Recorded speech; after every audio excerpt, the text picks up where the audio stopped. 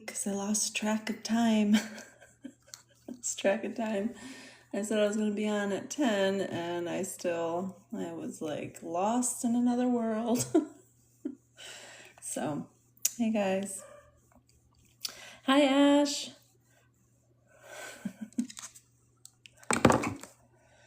Okay, we're going to finish up where we left off yesterday. So we're going to be going to the last 10 days probably of April, maybe less than that, maybe the last week of April. And then we're going to go back and look at the last week of March we have coming at his transits. So, oh, no problem, Ashley. It's posted on Patreon for everyone, so you can just rewatch it if you missed and if you want to rewatch it. Part 1. And we started at April 1st, yeah, and went through, and you can just skip through and find the days. Okay, so let's begin with April here. When we connect to this energy, remember, we are remote viewing his energy and trying to see what he's going to do, okay? Please protect yourself and make sure you disconnect from this after we are finished, okay? Because it's important. You don't want to be absorbing anything at all. So, okay. Let's begin. I think I'm going to start on April 25th. Let's start on April 25th.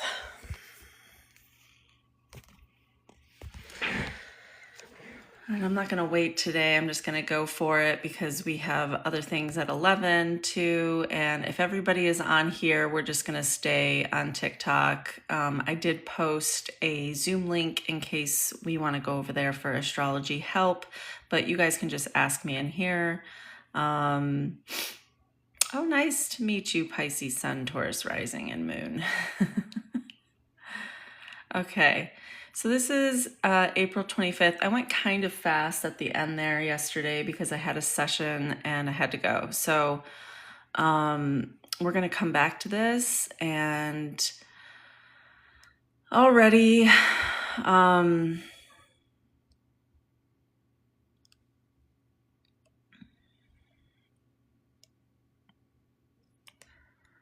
Mercury being in opposition of the Chiron key here is what's catching my eye. And then also Mars is going to be in 11 degrees, so at like 14 degrees, Mars is going to be in opposition of the Chiron key. And this is a stroke degree and degree theory with macro, with the body. So, hey, Gen Z, us maybe getting a message about his health or a message about our resources. What needs to be healed about his values.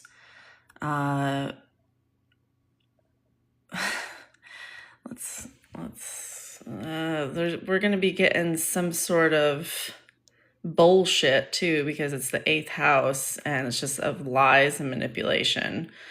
I don't know if he knows any other way of being. So, I'm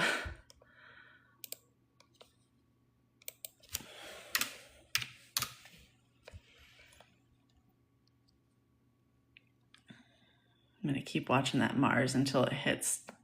I got 2 more degrees. Moon will be on the ascendant on April 26th here. Oh, let's read that. I don't think we've ever. Good morning, Sierra. I don't think we've read that one, but it's gonna have that dreamy. That light is bothering me. Maybe I can. Hey. Moon conjunct ascendant. Okay, so for a few hours, you will feel much more emotional than usual. This is on April 26th for Donald Trump, his natal transits. This, of course, can be either good or bad depending upon how you normally relate to your emotions.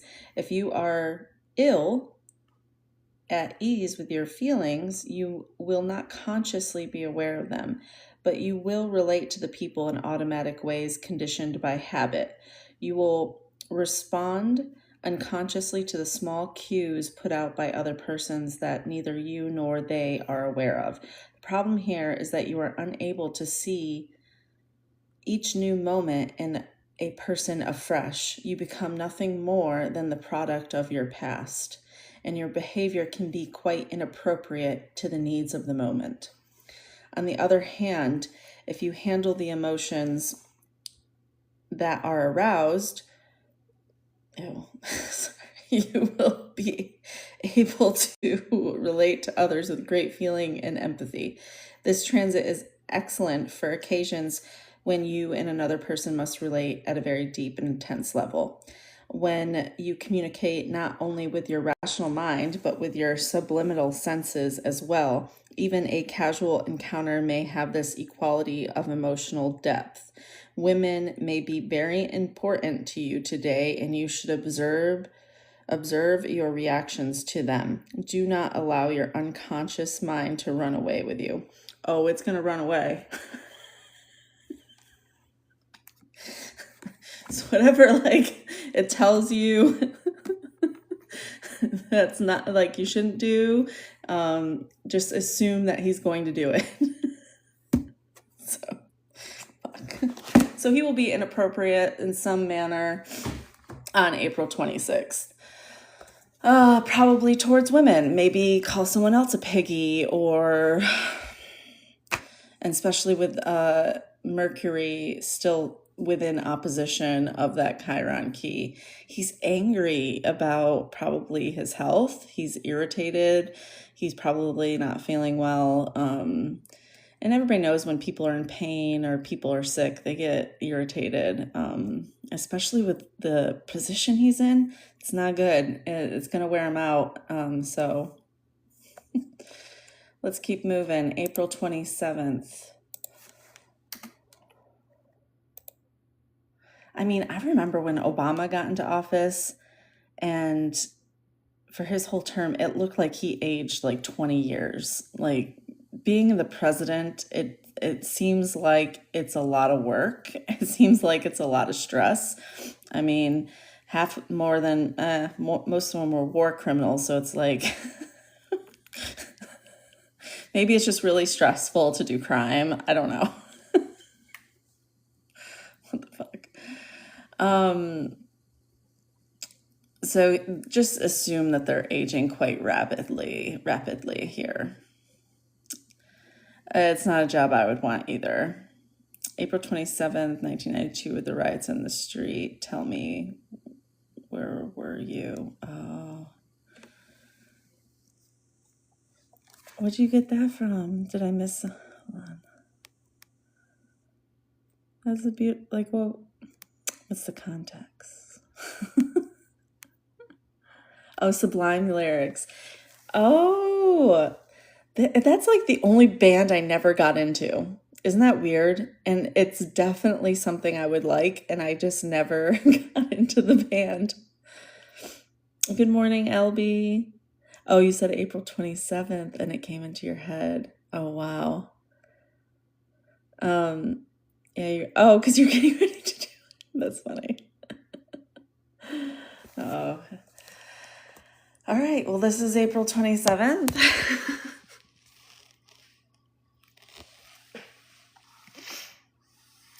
This is square on here.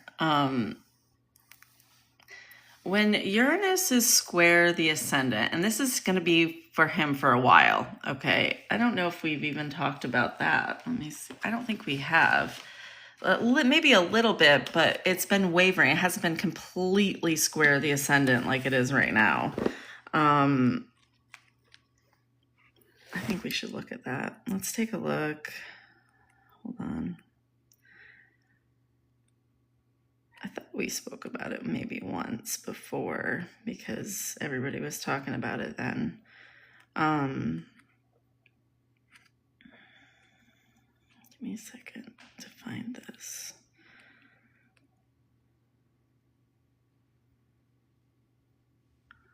Uranus square ascendant. Come on, come on, come on.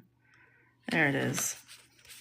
So this is going to be a major theme for him. This has been going on for a little bit and will continue because Uranus just sits there for a while. So with Uranus square ascendant in a transit chart, it's likely to have a very disruptive effect on your relationships. Influences may enter your life either through your home or your profession, and that will challenge the foundations upon which your life is built. This challenge will be reflected in surprising encounters with others that upset your way of living. So this has been going on, yeah. Or in sudden separations from persons who you thought would remain in your life for some time. Or it may be that you yourself are the catalyst of all these changes, that you seek to become free of circumstances that have become oppressive. God damn. During this period, it is quite likely that you will do things and go places you never would have thought of in the past. The old patterns of your life simply can no longer encompass what your life is becoming now. From all of the above, it should be obvious that this is not an evil transit, although anyone who is wedded to the status quo in life or to their own past will find this period difficult to contend with. Old patterns that have acquired a stranglehold over your life will break up. You may not have been aware of these patterns because maybe people find their strangleholds quite comfortable, at least until much later on. The people who enter your life at this time may be quite different from anyone you have known before. Some of these relationships may be quite brief. You may encounter someone for a specific purpose, which you may not be aware of at the time. At once that purpose is accomplished, the relationship ends. Marriage is one intimate relationship that is often affected by this transit. In fact, a marriage may break up under this influence. If your marriage is good, you have nothing to worry about. It will simply go through a phase of readjustment and reorientation in which you and your spouse seek to eliminate those aspects of your life together that have limited freedom of expression for one or the other of you. So a difficult marriage in which there are a number of repressed tensions may very well not survive this transit.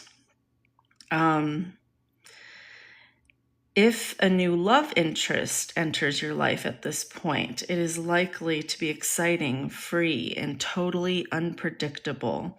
Do not make a permanent commitment to it until well after the end of this transit, for such a relationship is likely to be very unstable and brief. Ew. Somebody's fucking around.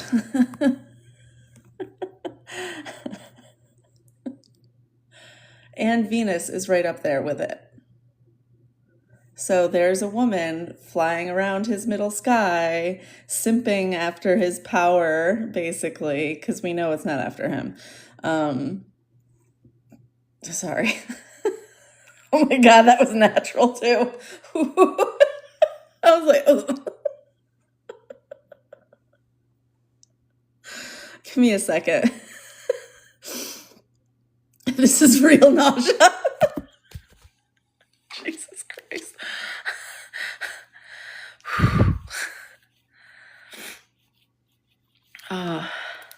Just give me a minute. Like, I really feel like I'm going to throw up. I'm nauseous in the morning sometimes anyways.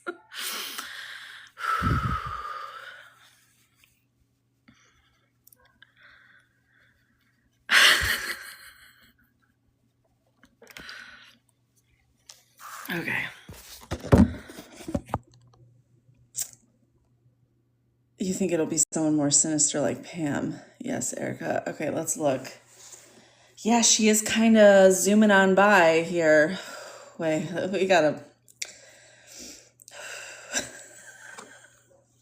I don't even know. Like, ice sometimes helps with it for me.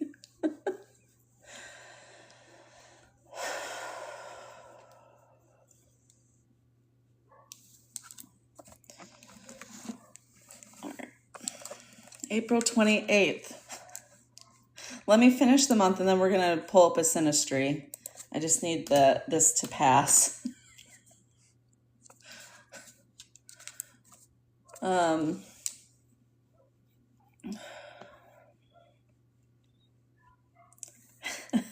And it's like Venus is going right over that Uranus mark and stuff too.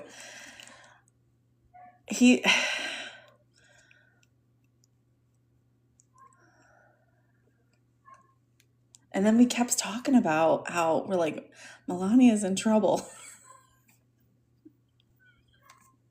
Ew. Okay. All right, feeling a little bit better. All right.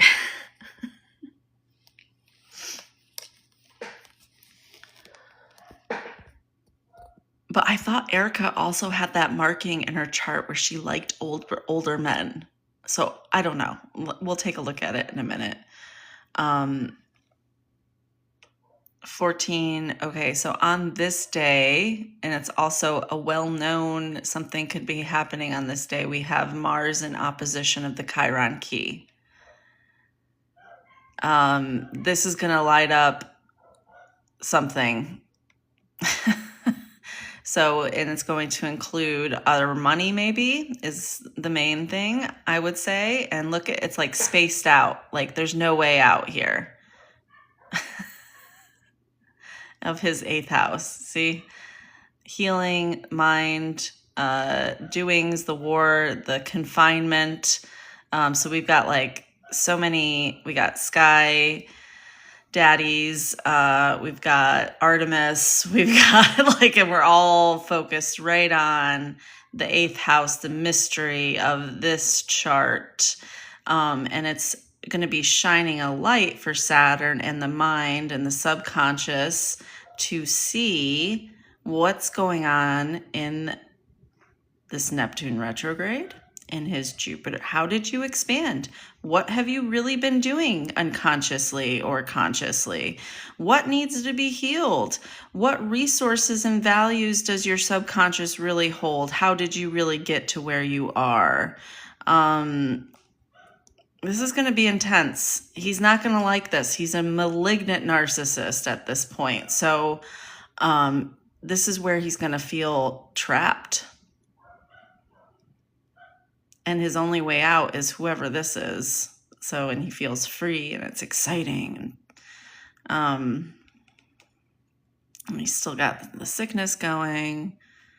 Okay. It's April 29th. That was weird. That is weird. So I would say write down April 28th. So at first we've had April 6th, April 10th, April 19th. Specifically April 19th, I wrote down like, where is he putting his love? And we know what his love is. There's nothing there. His love is abusive. So what's happening on the 19th? Is he causing more violence? And where is it going to overflow? April 28th, it will be another day I would want you guys to just be aware of. When a rabid animal gets trapped in a corner and has no way out, this is what we're getting to. All right, 29.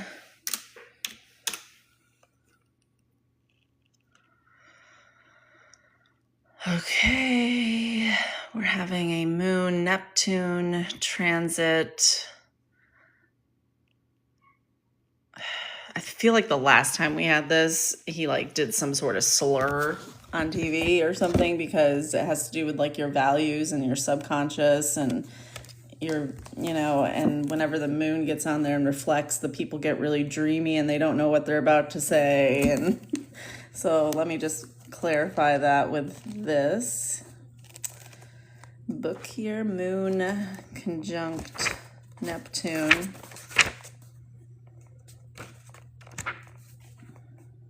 and this will be on April 29th. The influence of this transit is subtle, but it's not weak. Your sensitivity to your surroundings is greatly increased, as is your empathy with those around you. There will be resistance to the empathy, therefore we will hear something inappropriate. At this time, or it'll be a projection or fantasy, and fantasies are going to be like, the isms within. Fuck. At this time, you may listen to a friend's problem, or you may discuss your own problems with a friend. Oh, so we'd want to know who he talks to that day. Who are his real friends? That might be something to look at. You will be likely to pick up the mood of people around you as if you were an emotional sponge. Well, he's not going to like that. Therefore, you should be careful about being with negative people who are not willing to discuss their emotional problems in a rational manner. On another level, this transit can stimulate your fantasies amazingly. You may feel like just sitting down and drifting off to your own private world. On the negative side, this influence makes drinking or drug taking dangerous. But you may have difficulty controlling the amount you take. Sometimes with this transit, you feel just sleepy. Sleepy Don, maybe he's going to fall asleep. Unfortunately, communications with others may be difficult now. Your thoughts are not very clear, and your experiences are difficult to reduce to words. I feel like this has been his experiences have been difficult to reduce to words in general. So poetry and art, especially escapist art or literature, appeal to you at this time. Weird. Your relationships under this influence are dubious and are very likely to misinterpret someone or be misinterpreted, which may lead to thinking about the situation very unrealistically. Beware of self-delusion.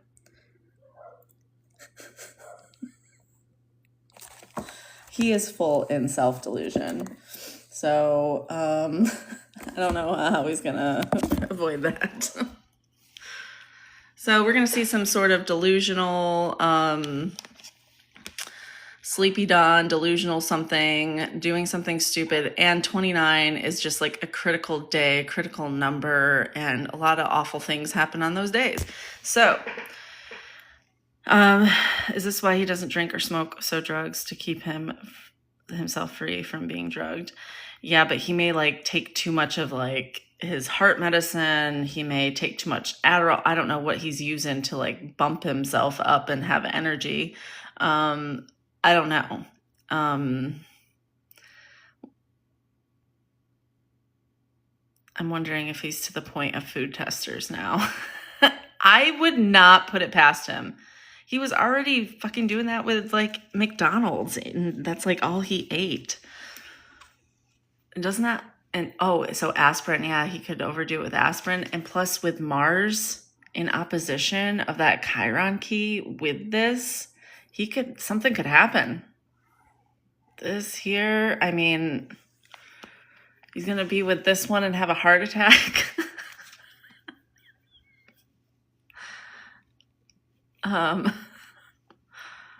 Yep. So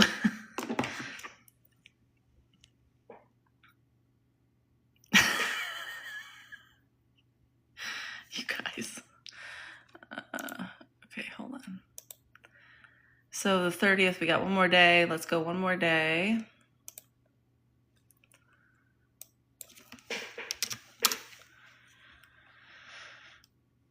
Okay. The moon jumps to this Jupiter retrograde.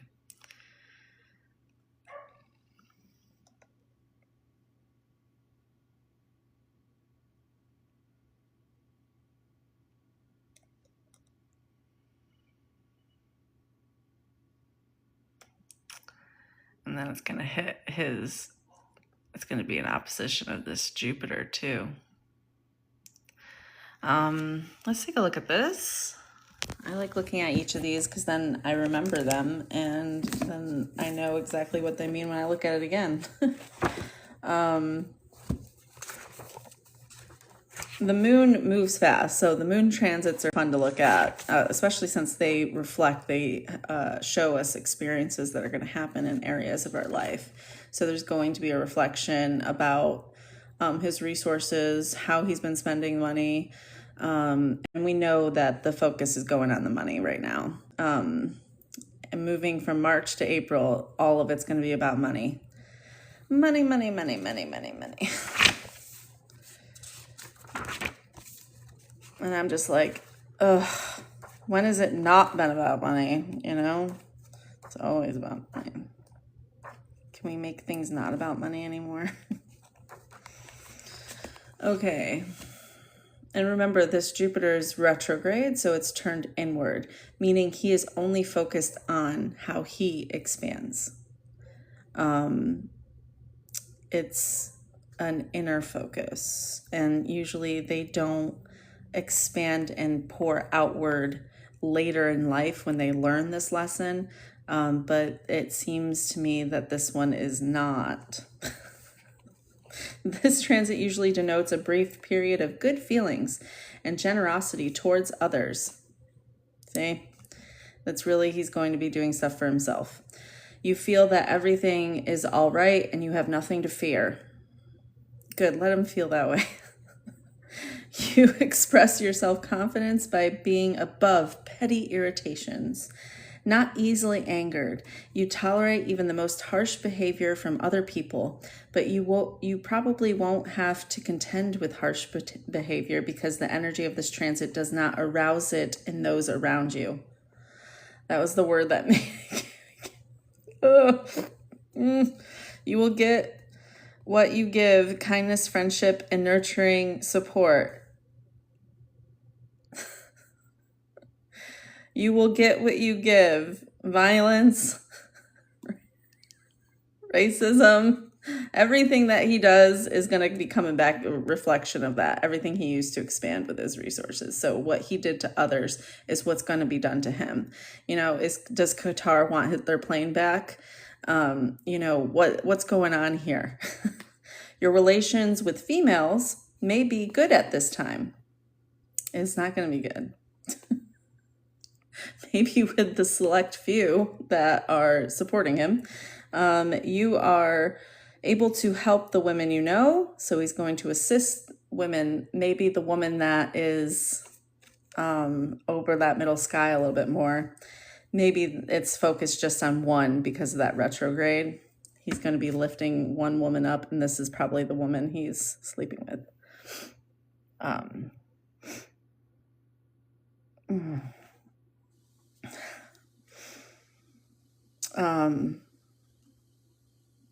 This transit can also awaken your concern for deeper aspects of life. So this is him, you know, thinking about heaven and if he's getting into it and all this stuff. So you may seek metaphysical or spiritual insights, but with your heart rather than your mind. Rational knowledge is not likely to satisfy you at this time. If you have to deal with the public or large groups of people during these hours, you should do very well. You can build such a strong rapport with the group that everyone knows you understand each other on a deep level. Yeah, so he's going to be wanting to be surrounded by people. I'm not sure. It is just irritating me at this point.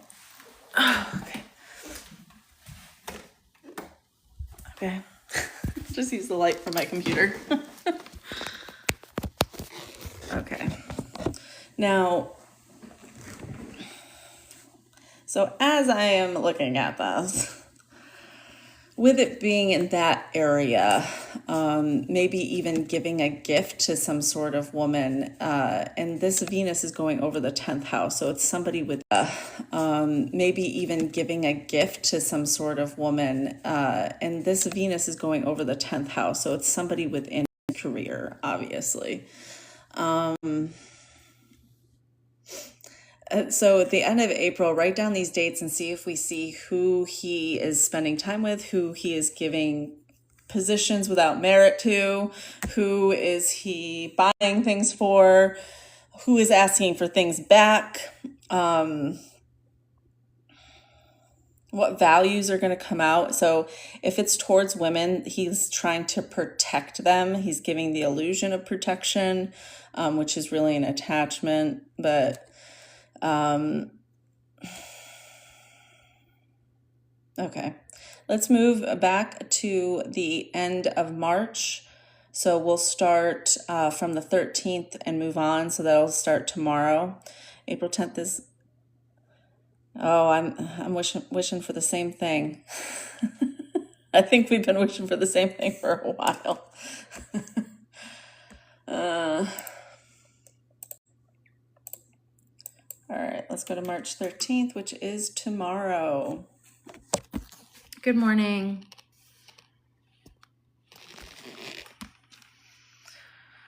All right.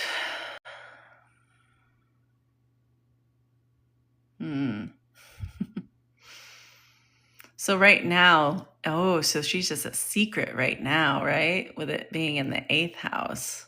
And then next month, she's up here. So maybe it is Erica Kirk. Oh my God, let's do it. No, really? Like, it might be. I think you guys your intuition is just... Ew.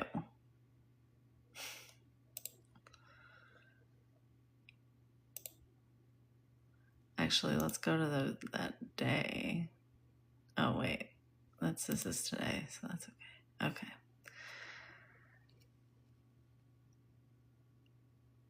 So Erica is the red, Donald is the blue.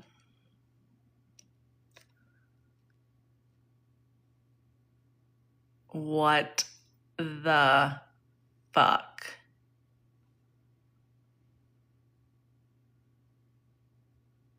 He could be. Her Jupiter, I know, is right. And his Jupiter has Venus. Yeah, it's near.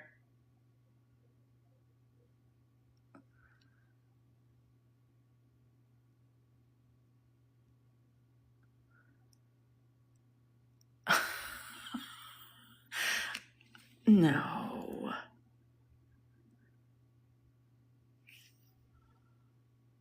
Ew. Look at her Saturn entering the 5th house. No. Like, it's in the 5th house. Hers. And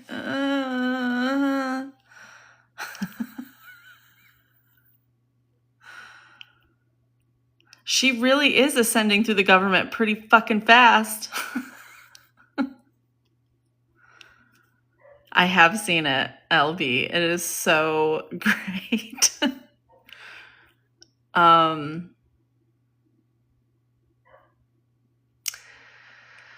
All right, let's put this with JD now, because everybody's curious about that. Okay, JD is in the middle. She is on the out.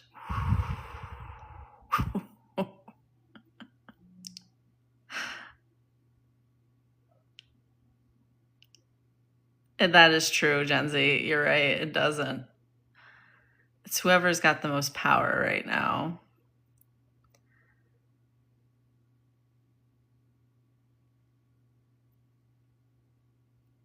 Their charts are so similar too. It's like weird how they're like connected. I mean, the Pluto, her Pluto on his Saturn, get it? In Scorpio. Like, so the lesson and her wound in the neighborhood. It's like they're both like fascists here.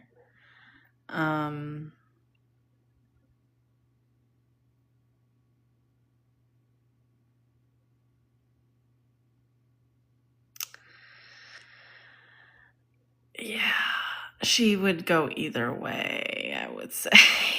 Yeah, maybe. Like, what is going on here with her son right on the hearth here?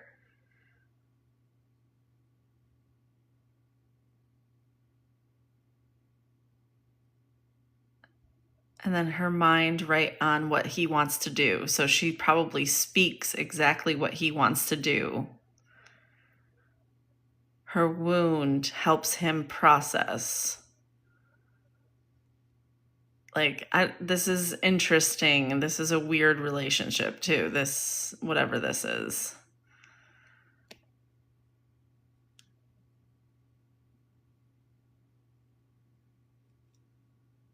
Yep.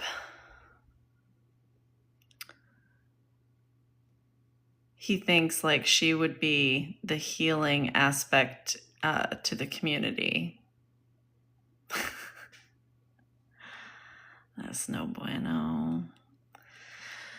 Okay.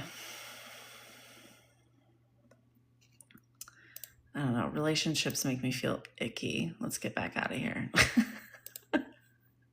I'm like, oh. So let's do transits back to March 13th. That's today.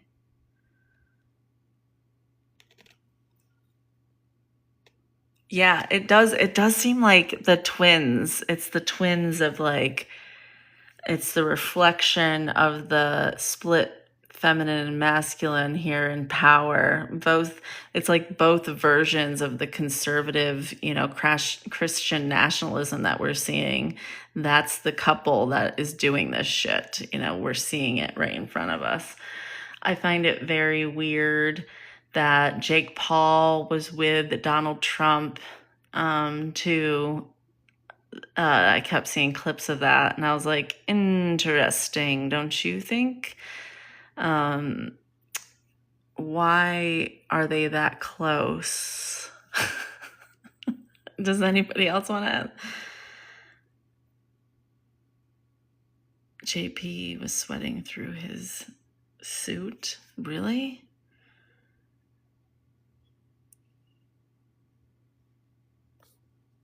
JP. Hold on.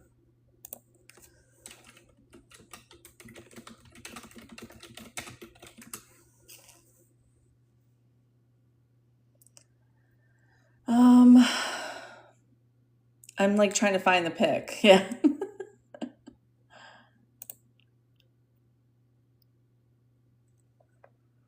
Maybe you can send it to me on Discord. Do you have it? Because I can't find it already. I'm like,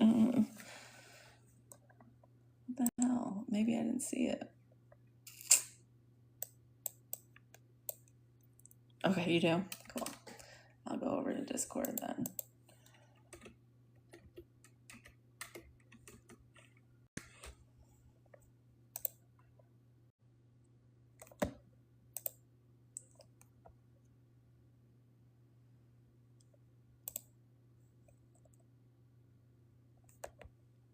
On it. Okay.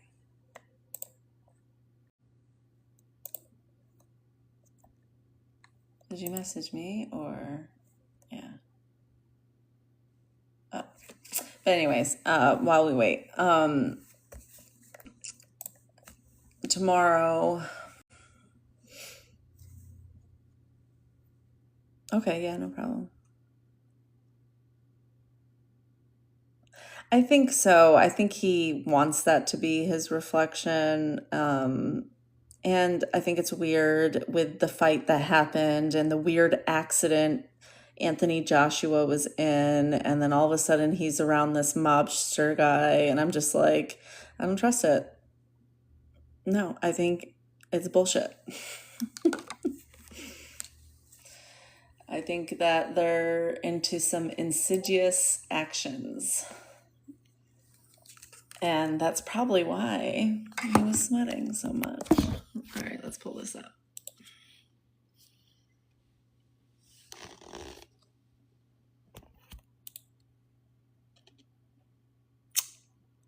Ew.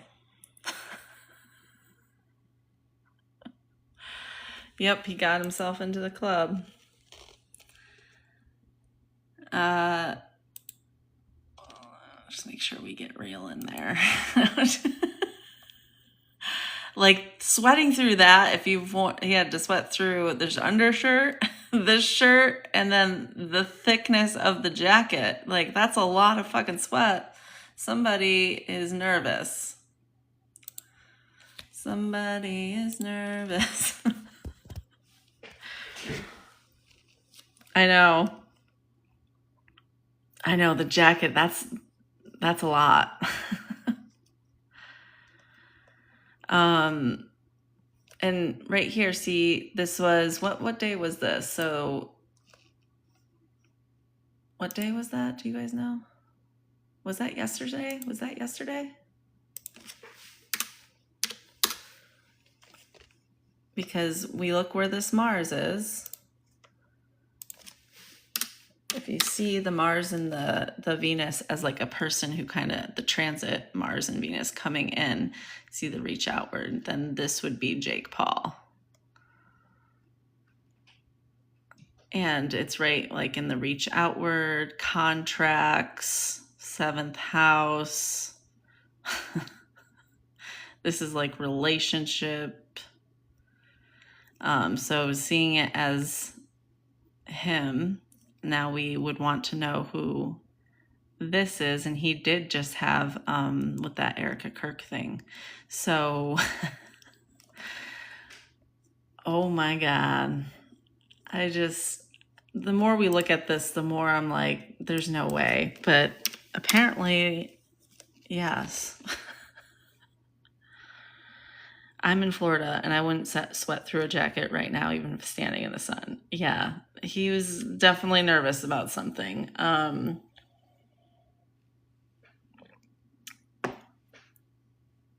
I just don't understand why they think we can't see it. That's the funny part to me. I'm like, where did they get that confidence from? Okay. Let's go to March 14th. March 14th.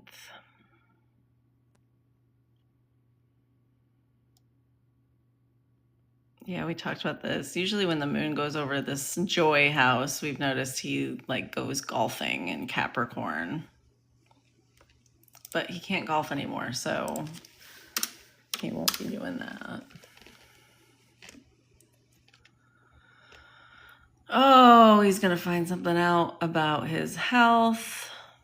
Here we got the moon, right? So this, maybe he's even having a medical checkup on this day. Yeah.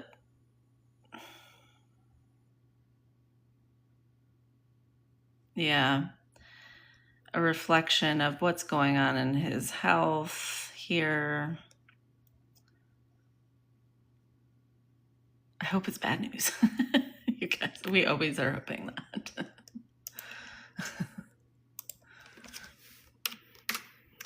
Well, as you age, it turns out it just always is bad news. So,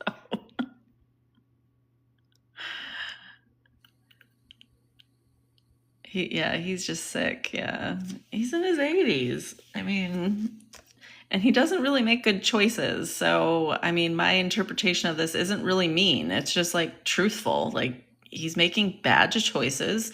He doesn't eat good food. He doesn't look like he's in good condition. This is just a normal, discerning read.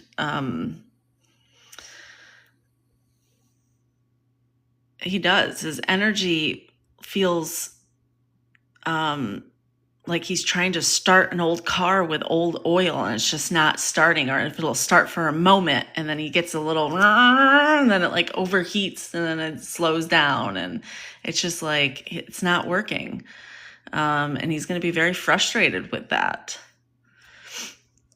As we age, we get very frustrated with how our body responds to it usually, and if we don't take care of ourselves like we're seeing here, it's very unpleasant.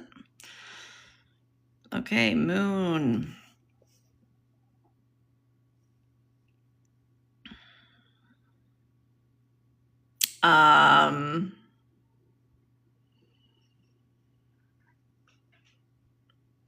I would want to know who he's hanging out with on March 17th, because it may be his secret lover,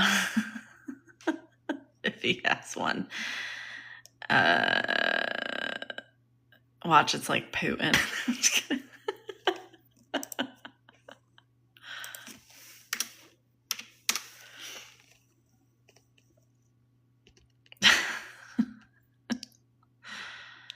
I know. Yep. I wonder how much loving they can do even at this point. Yeah, true. Just hold hands, maybe.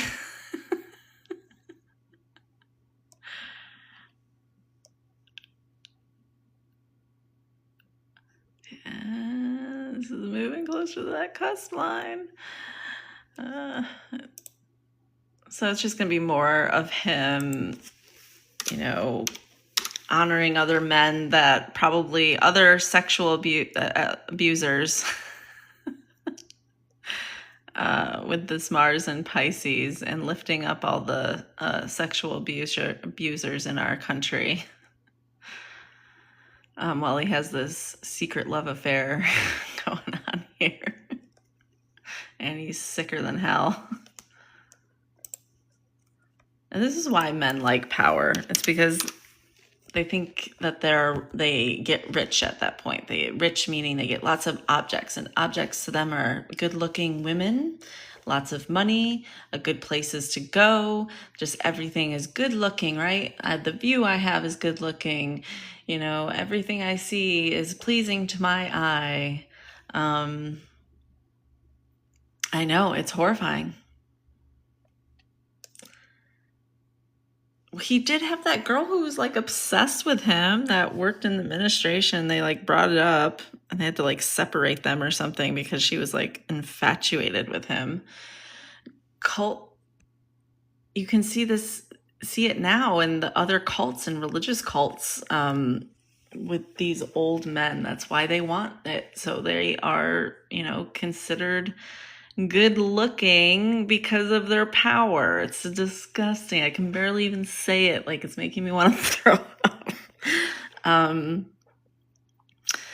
So with this Mars going through here with the reach outward, it's going to be like him honoring, trying to honor men in that way, I would say, with the Mercury retrograde too, with the true node. No, this is what I want. This is what is truth. This is what we're doing here, Okay. And that's the 20th. So he's going to continue doing this. So I would assume I'm seeing like more speeches with lots of men standing behind him telling us what they're going to do. And he needs to have all this male support to feel secure in his position. Okay, and then we have the sun is entering the 8th house right there? The sun will be shining in his 8th house in Aries. Okay, moon, transit moon, conjunct Chiron key. Sad. He's secretly sad about his health. I feel like that's what that is. Or death, because this could be the death house.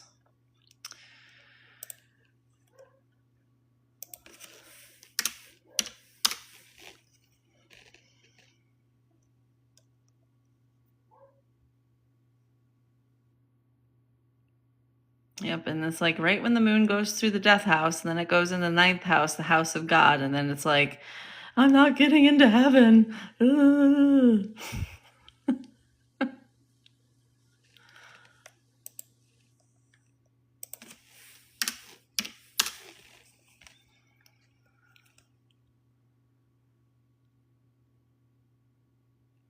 He's definitely not going to heaven. No, he'll be back. He'll be back. He will probably come back as a trans woman to learn to love women.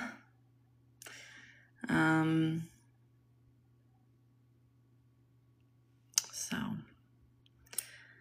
And that may not be for a while after doing what he's doing this round. There's probably going to be a break. I don't think he's going to be walking in again without any recycled energy. That would be foolish. I just don't think that's going to happen.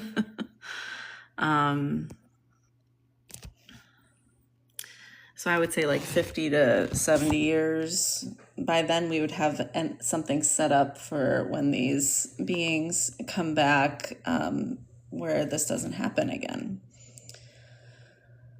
He is such a cowardly lion with that Mars in Leo.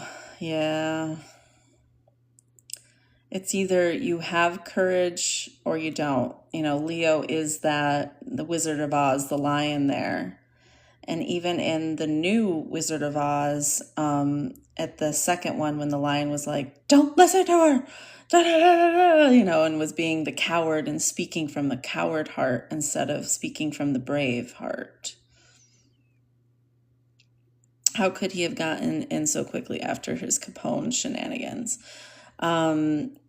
Yeah, because he actually did grow in that life, believe it or not. And the thing that switched was the mind and the subconscious. And then he walked in to the body he's in now.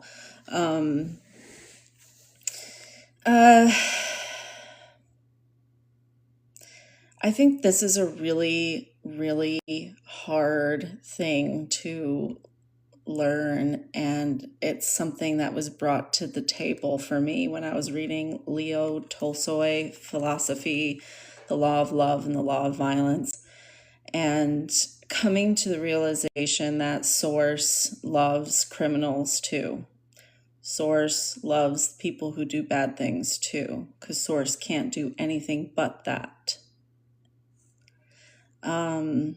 Is something that kind of makes you feel like doing the good stuff doesn't mean anything then, right? And that means you're still seeking love.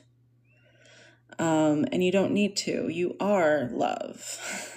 Okay? So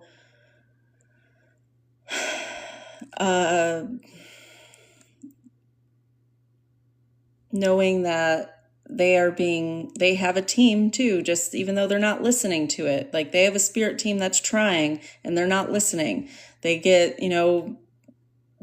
bastardize and demonize their team, their spirit team, and they're thrown into a corner never to speak again. And then I feel sadness for the soul, if there's anything left of it.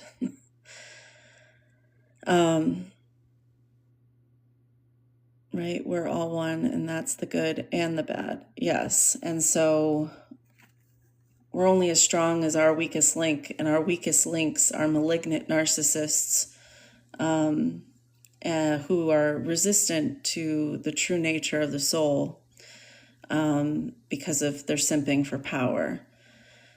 Yes, Princess Peach. That's why it's called a walk-in.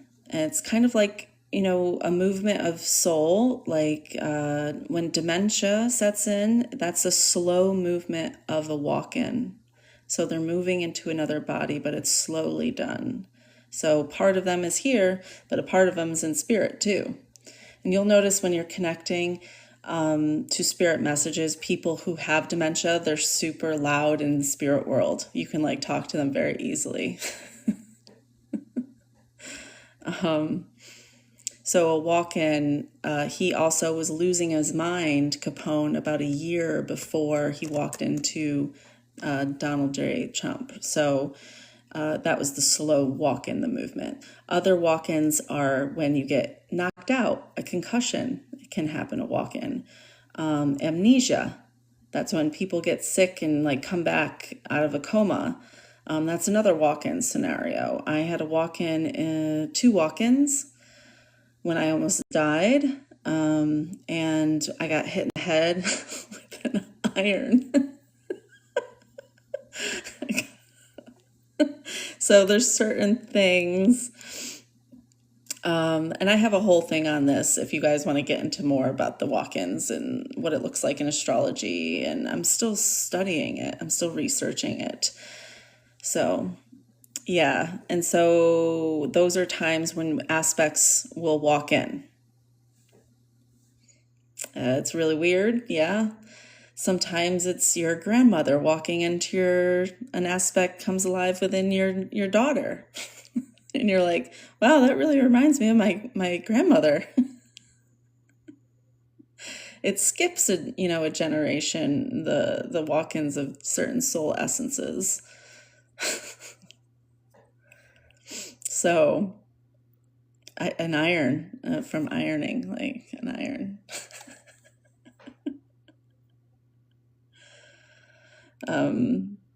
There's nowhere else to go. It's just here, guys. We just keep coming back here.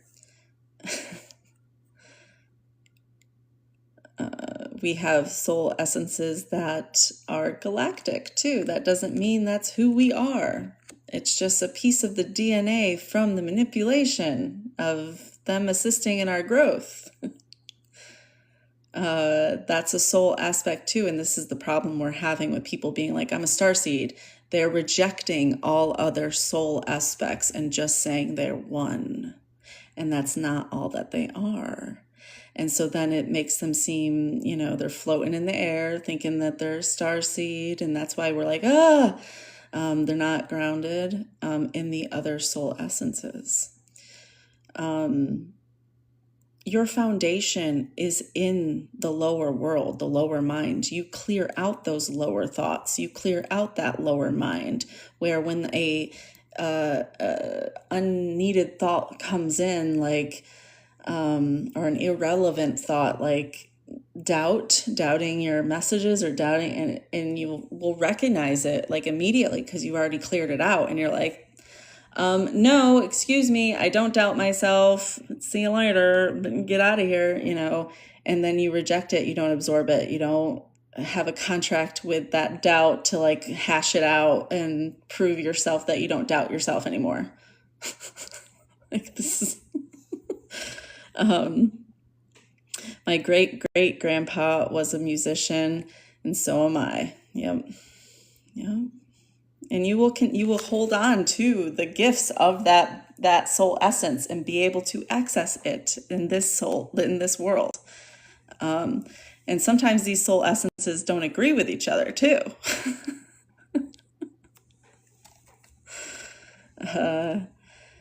And when they do agree with each other and come together within, you get those realizations, right? Say my great grandpa was a one-man band, and I'm a multi-instrumentalist. Sorry, that took me yeah, that's amazing. That's so great. Yes, I generally want to know what you're talking about. If you stay long enough, you'll get it eventually. So what I'm talking about is walk-ins and the soul movement, and how macro beings, we are all part of like a garden of macro beings. And that's why people have doppelgangers, and they look the same, and I will look the same. There's so many Kaylas that are very spiritual nowadays, don't you think? I come from, that energy of Ka, the K, Kaya, Kai, Ki, and other people with names that start with K. That sound will come from the same garden flower, the same divine sound.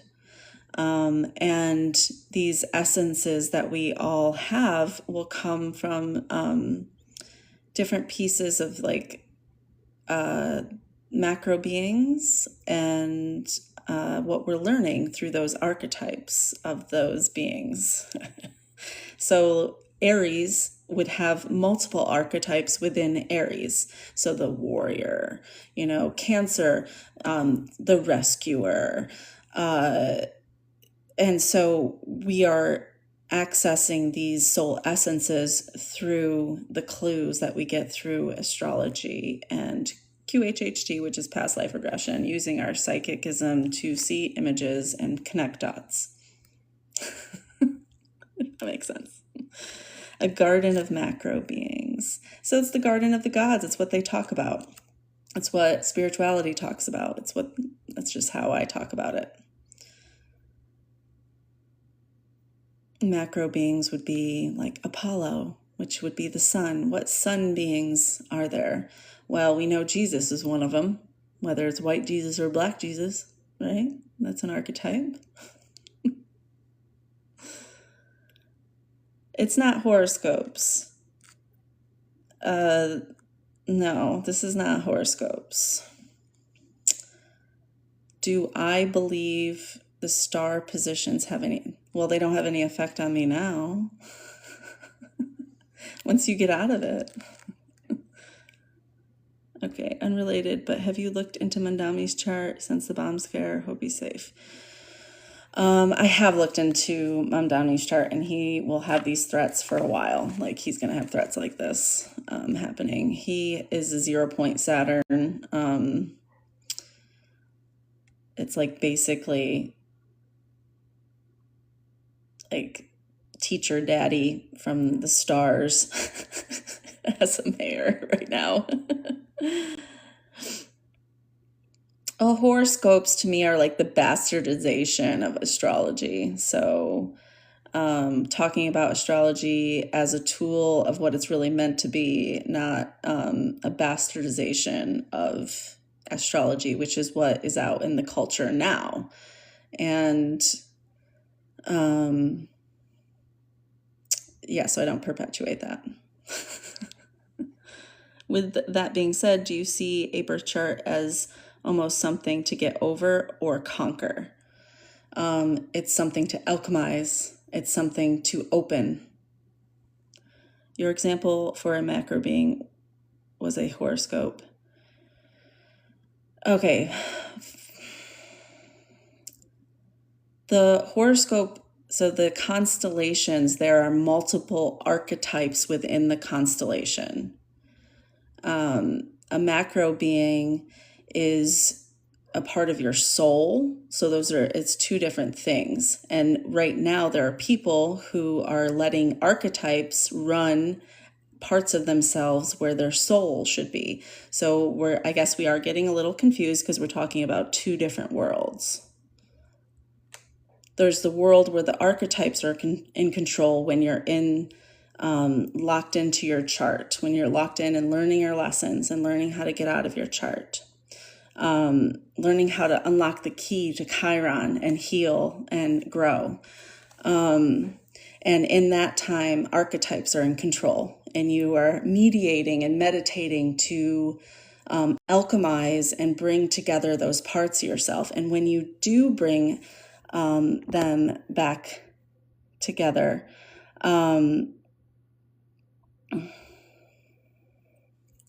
yeah, no, it's fine. It's good. We got good questions. So when you do bring them back together, then the soul takes over. I hope that helps.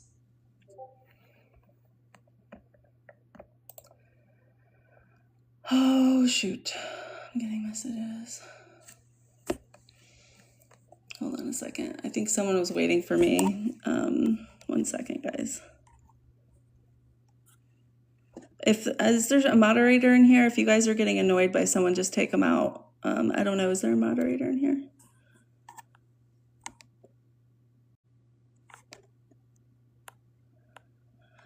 So EJ, I can't answer every single one of your questions. If you would like to have me mentor you, I could answer every single one of your questions, but we're going to move on with our chart readings here. Okay. If they keep it up, just keep an eye on them real quick if you can. I'm comfortable right now. Yeah. So I'm fine. Yeah. Okay, but someone was messaging me about something, so hold on a second.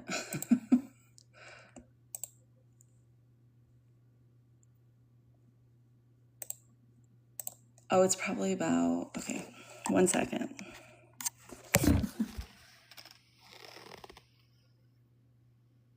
Oh. Ooh, there it is. There's the truth. I'm sorry, like, you don't have to believe my beliefs. I teach gnosis. So if you don't feel connected to this, then go ahead and go. It's okay. I'm not forcing anything on you. You can just keep scrolling.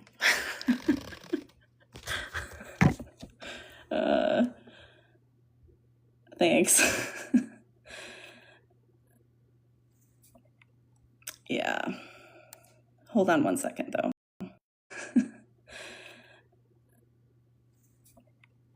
Yeah. Hold on one second, though. Hold on one second, though.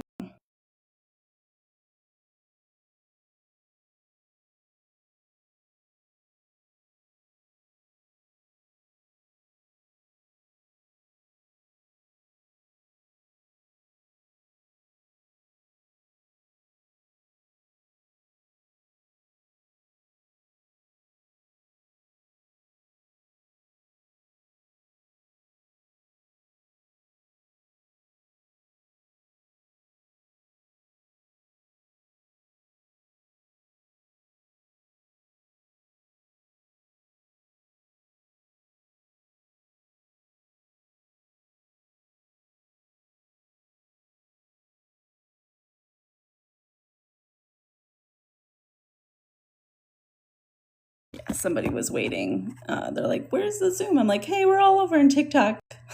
Sorry. Okay. Okay. Yes, I do. I will see through their intentions. I can usually feel it when they come in. Usually, and I'm like, we got one in here. Um, and you guys will sense it because the energy feels a little bit shaky. Um, oh, there you are. So when the energy comes in, you'll feel like the person coming in the chat, and it feels like they're irritated, and you can feel it. And I try to give them a little bit of calmness, and I'll just answer their questions, and because they're resistant to their own spirituality, and I don't want them to feel that way. That's so lonely, and that feels so sad. So I try to give a little bit of love, and it does affect me. Like I feel like you get like a little shell shocked, but yeah. Oh, thank you. I try to, because I know, that was me at one point, that they don't know you get really angry at one point in your journey because you want the answers and you can't seem to find them, and they're just in you. I'm not telling you guys to take any of my answers as exactly as your own either. Please don't do that, because it may be different for you. But I'm showing you how I got there, and hopefully it will help you move through and navigate through these turbulent waters that we're all in right now. And some of us don't have boats, and the ones that don't have boats and are getting tired. Okay. Hey, Selena. My brother thinks that way, but he lets me be me and doesn't try to contrary. Yeah. It's when they're still figuring it out, and the debate gets angry. And so then they like get covertly manipulative with their questions to make you say something hypocritical or whatever, so they can be like, "Ha! You're wrong." And it's like, I'm wrong in your perspective right now, absolutely, because that's where you just led me. Okay. Oh, thanks. Good morning. It has been a rough month, yes. It gives them the little dopamine boost, yeah, probably.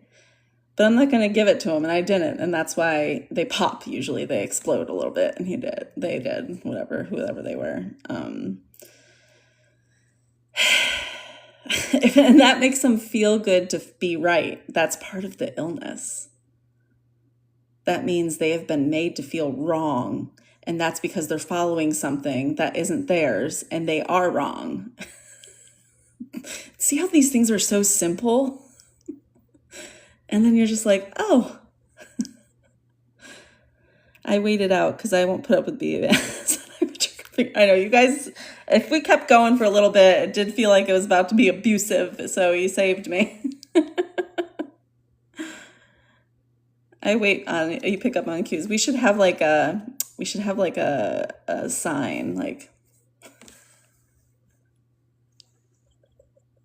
so I'll be like, I feel them. Someone's in here. I'll just pull on my ear. Isn't that what all the FBI people do? No, just kidding. A code word. Pineapple is my favorite code word. Tap my third eye. I'll be like, tap it 3 times. I'll just be like, or just rub it. Okay, good. It shifted away. Whew. All right, back to March 23rd. Baseball signals. Okay.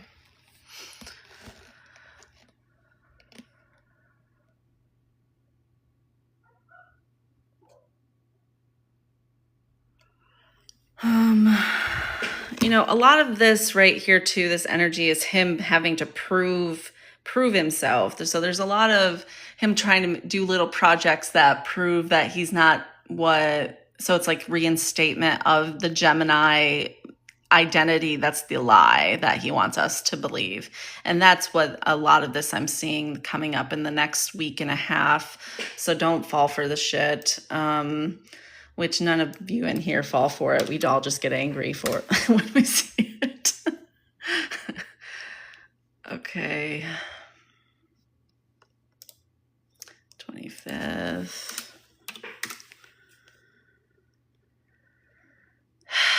What degree is this at? 9 degrees Pisces that this conjunction is at. I'm just curious.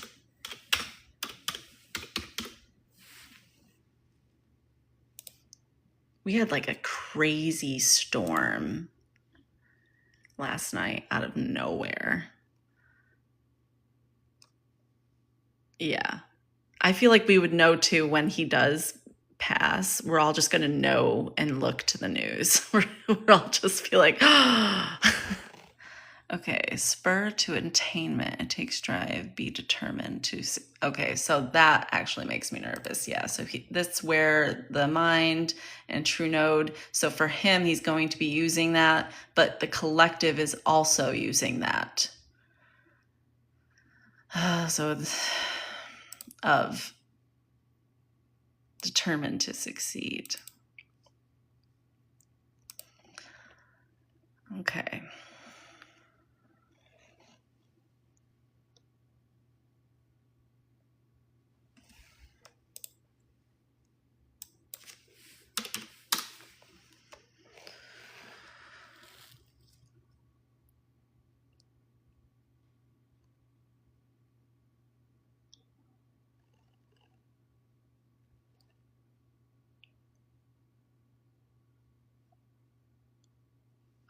Something's going to happen this day, guys. He may.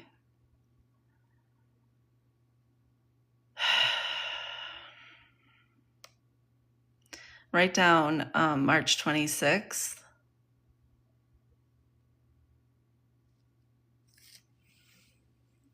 Yeah, dust, I agree. You had one 2 nights ago, softball. You had a huge windstorm? Yep. It was because we had that really cold and then it got really warm and then bam. That's the effects of the extreme in weather and within ourselves. That's the day after my B-Day and it's my brother's B-Day. Oh my gosh. Yeah, there's something I would just write down this day. Whenever something touches this mind in the collective, it's like, what does he have in store for us? What is his nurturing? What tide is the reflection here? What is he creating? And, it's like, who is he going to hurt to me? And with Mars, transiting the 7th house there. We were just talking about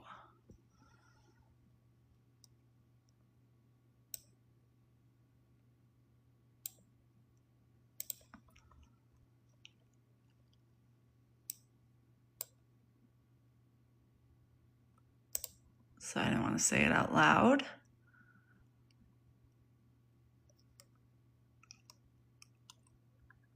But yeah.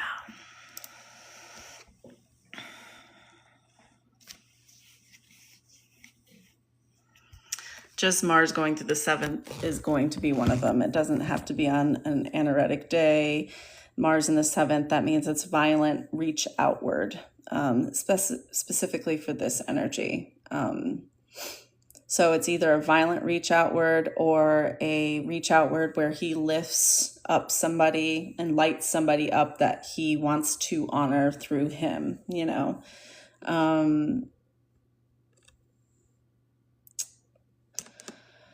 Okay, my B-Day is the day one after this. I hate it. Oh no, don't hate your birthday. Just hate him. Okay, March 27th.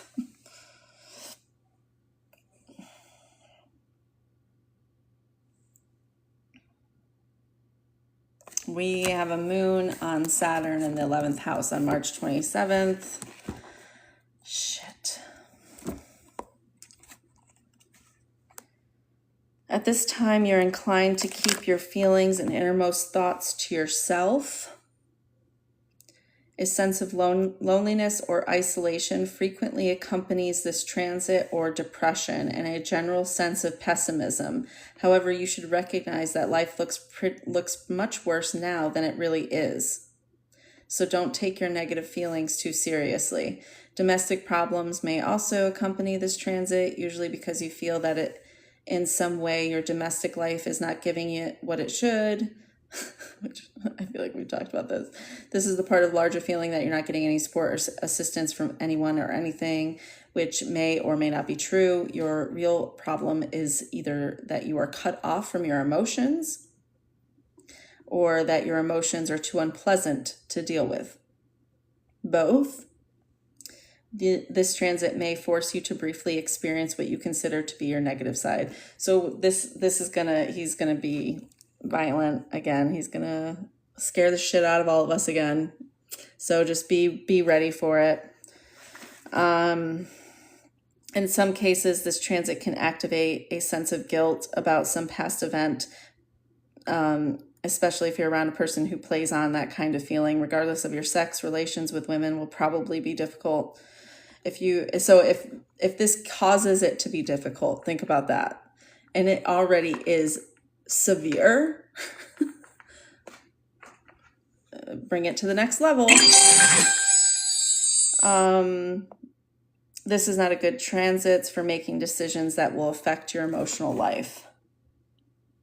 Also, Venus is conjunct to Chiron key in the 8th house.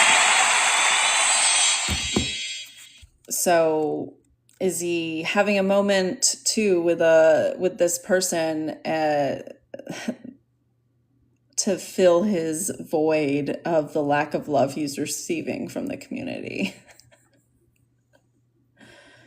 Oh God, this is sad. This is just fucking sad.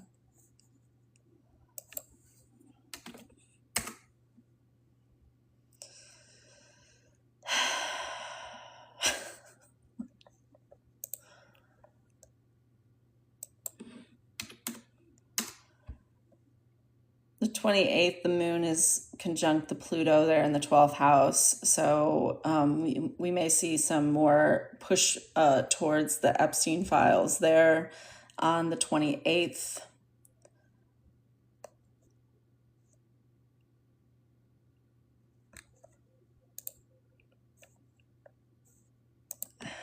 Let me look at that again, March 29th here.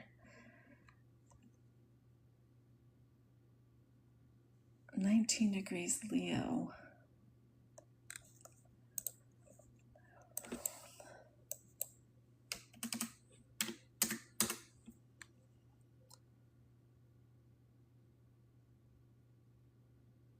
And then March 30th, the moon is back on the ascendant.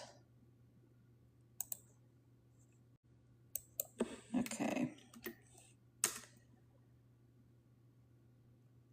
We have to be careful the end of March.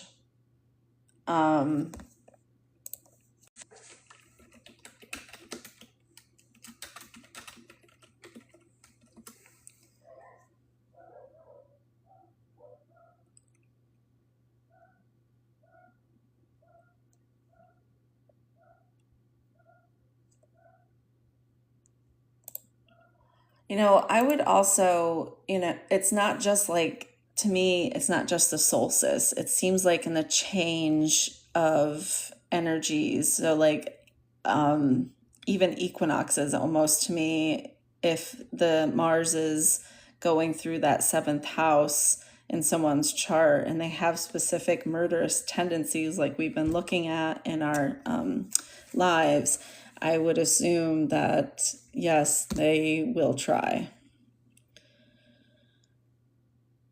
Oh my God, Princess Peach, I'm so sorry.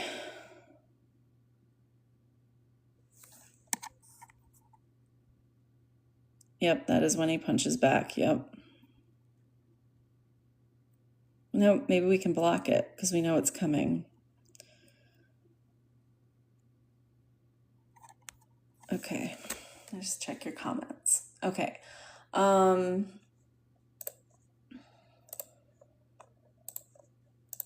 And then we go into April. And we just did all of April. And so on April 1st, it begins that, what was that first transit there that happens from first to the, I think maybe it was the 4th or the 6th.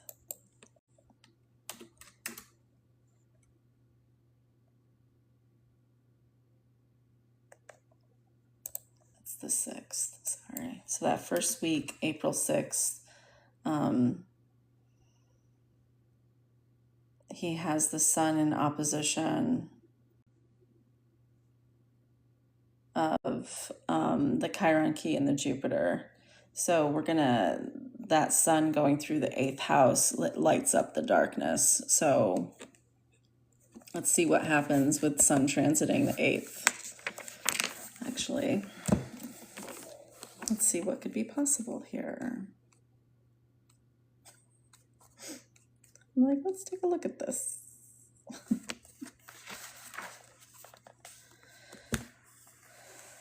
Okay, so you may feel the influence of this transit in a number of different levels, but in general, you will consciously direct your attention to the subtler aspects of your psyche, your feelings and emotions, and general psychological health. Often this transit is an indication that you are much more in touch with this part of your being than usual, and it would be very good to take a look at your inner self. And so because he's in front of all of us, we are all getting a good look at it. And that's the part I'm talking about right there. That sun shining in that darkness, it's going to show us something. Often, these activities of the everyday world do not always permit this.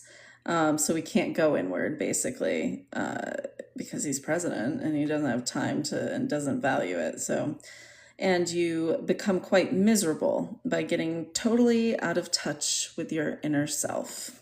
One sign of this need that you may notice now is in sense of a strong psychological compulsion surfacing, and perhaps leading to behavior that you do not understand. At their most powerful, these compulsions can force considerable changes in your life, which are most disturbing if you do not try to get in touch with them. Fortunately, with this transit, you will have a strong desire to experience life on a feeling level. And this is just what you need. Intellectual understanding is not likely to be enough. Each time this transit occurs, it lasts for about 1 month every year. You will undergo a significant psychological transformation. Traditionally, this is the house of death, usually meaning the death of some aspect of yourself or your life rather than the death of a person. However, it can be the death of a person too. Under rare conditions with other indications, this transit can mean actual death. So I'm like, don't, it can mean death. Don't listen to it. This one, he just is really positive. But that is not a prospect to worry about in most cases. This is a rare case, guys. It's absolutely could be a possibility with it being like complete opposite his Chiron key in the second.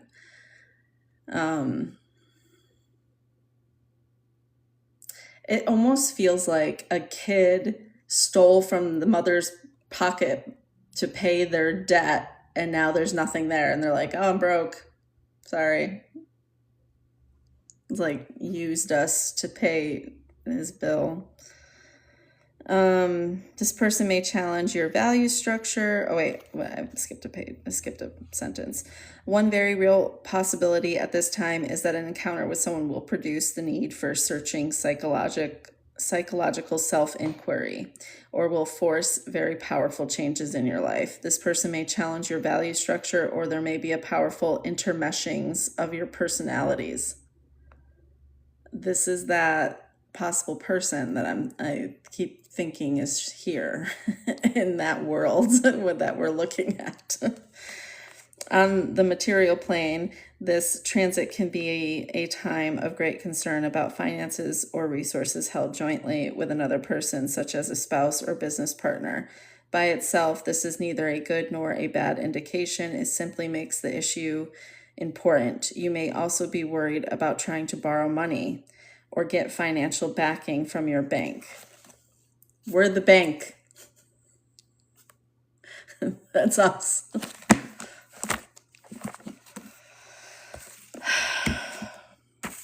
Robbed Peter to pay Paul. Yep. Yes, I have been. That's the whole reason I started talking, because I saw that happen in my dreams. So I thought if I made a change and started doing something, maybe the timelines would change and this wouldn't happen. So I do also see us possibly getting attacked. My date is already past what I thought they would do it by. So my prediction was wrong. But it feels like it's still in the queue, you know? Oh yeah, sure. This is the book I read in my lives, so I can't get in trouble. I'm just reading from a book, Planets in Transit by Robert Rand. He's also on TikTok, so you can find him and watch his videos. They're interesting. Yes, keep getting home invasion. Yep, because we have been invaded. Yeah. Yeah, no problem. So, and I recommend that you guys use this for your own chart. This is life cycles for living. This is what will cycle around and orbit your life. And if you respond to it in certain ways, your life changes. And so it's a great resource book if you are into astrology. Yeah. Attacked by who and what? Well, we're all sensing being attacked. The question who and what will be an ongoing question. Yes, I agree. Yep. Because and I've talked about this with my own reality. When an energy grows or it's been created, it stays kind of in that spot. So it's already 9/11's already happened, right? That's the beginnings of this conflict. And this conflict has been necromanced, hasn't it? Somebody necromanced the conflict with the Middle East. What happened the last time? So yes, you are right. It could either be a false flag from the CIA. This is for entertainment purposes only.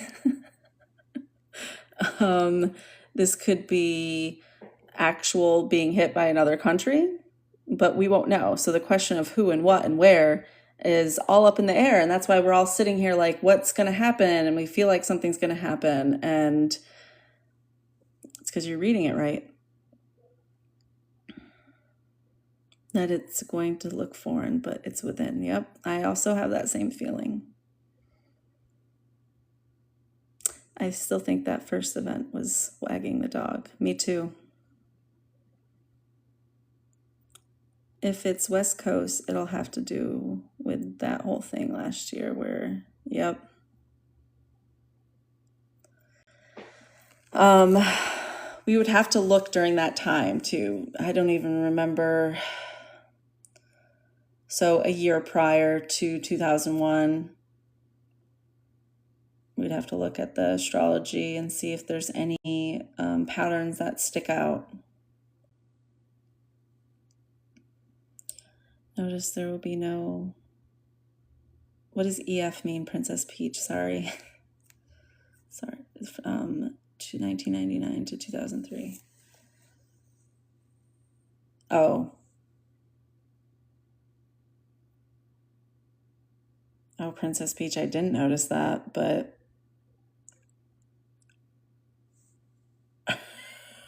That's pretty telling. Wow. That would be probably the most active, that's the time we would want to see. And the first one was to GM asking if she wanted to be on some... Oh, so did they create this? So are we basically getting a look at, the CIA and what its doings have been this whole time, which has been a foreign spy?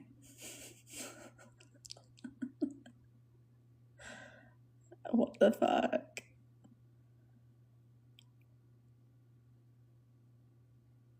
Yeah, when did they begin?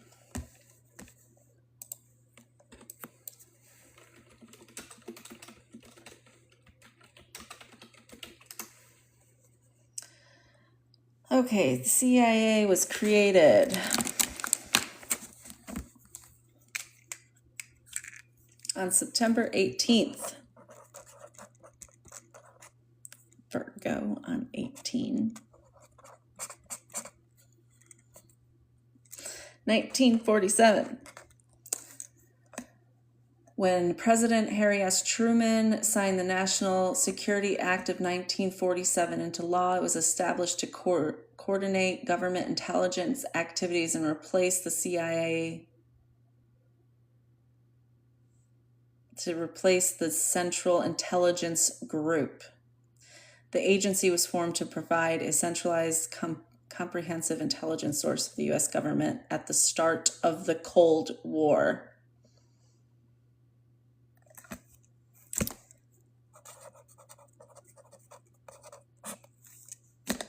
You can probably... Where? Now we got to pull the chart of the CIA and see all the spy aspects. So it was in Washington. Okay.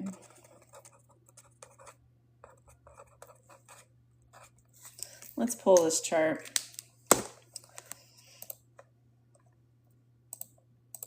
I've got the magic in me.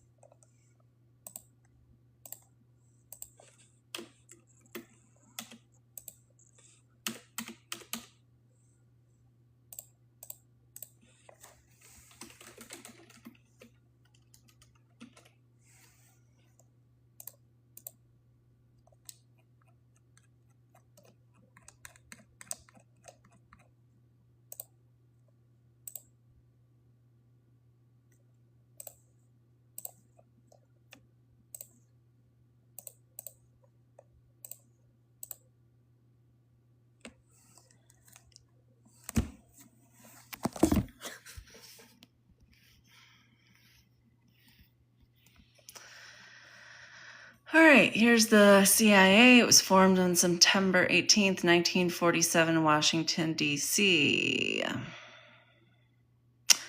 Well, we have a first decant Scorpio Chiron key. The nodes are opposing Jupiter, so not to expand here.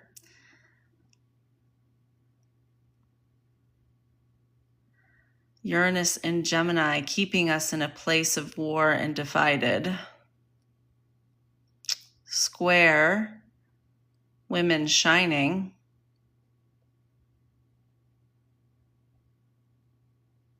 Hmm.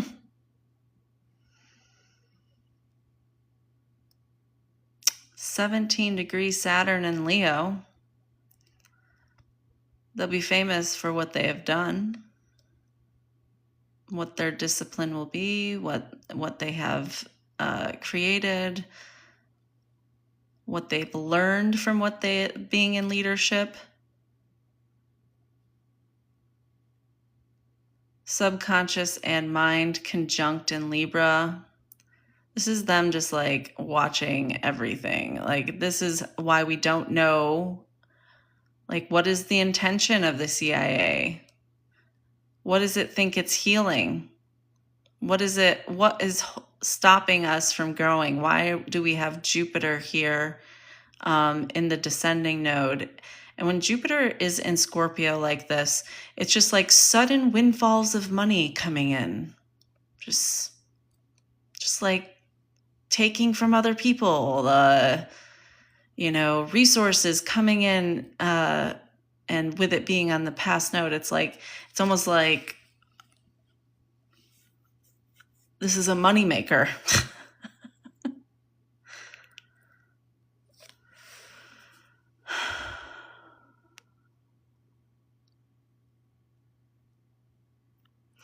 I would say Russia is absolutely involved in the creation of this tick. It's a tick that is monitoring and sucking the life off the United States.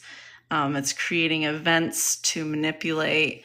That's what this Mars in 22 degrees Cancer, this is them killing Kennedy because they're moving the tides from doings.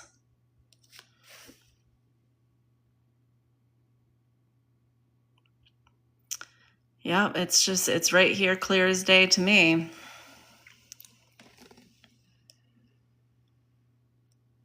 Neptune, sesquiquadrate, sure node. So it's like a psychological moving to a different place. See, the compass that's pointing north and the psychological warfare or manipulation. The mind here, yeah. This is pure manipulation with it involving Mercury and Neptune. Like that, wow.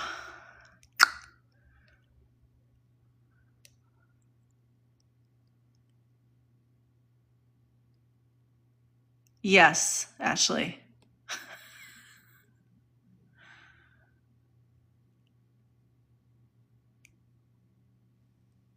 I think we are coming full circle with it. Yeah. It's like we know, but we don't know unless we say it. We have to say it out loud. Nobody's saying it out loud, really. And like when we do, it's like we have that Cassandra,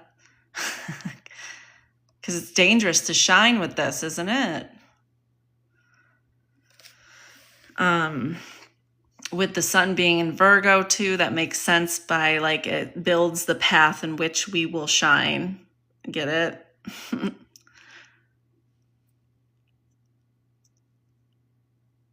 We've been pawned by the USSR for almost 100 years. Yeah. So like the war that they're doing in 3D with Ukraine, it's also coming out in the psychological realm too through us.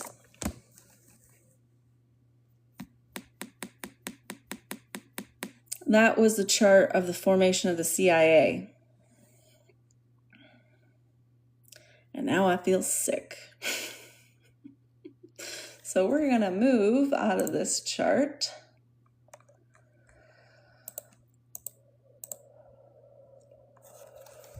We're going to process and breathe.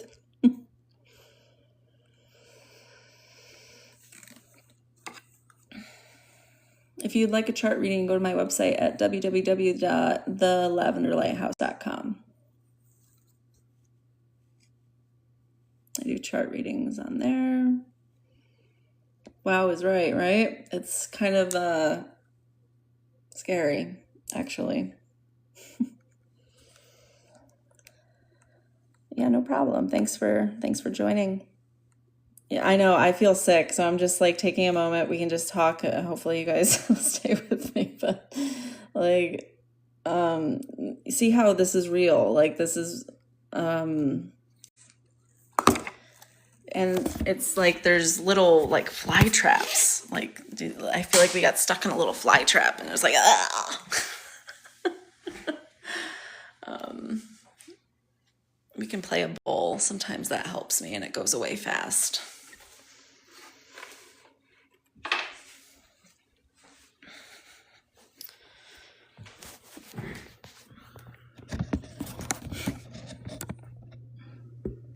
This is third eye bowl. Let's cleanse it out from looking at what we were looking at.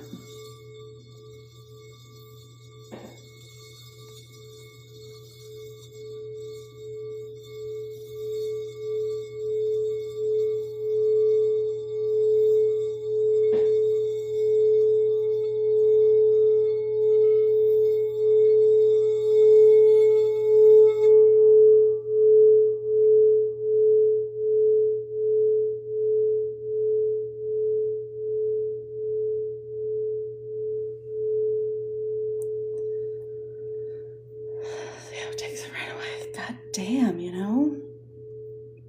And then I feel warmth.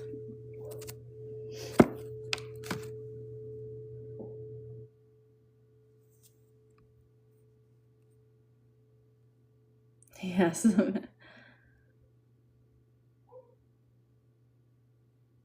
So, the indicators, yeah, that's on Patreon too.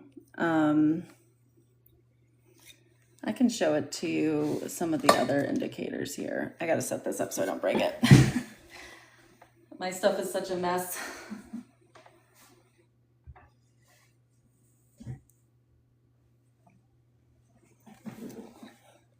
Okay. Oh, I feel better, right? Oh.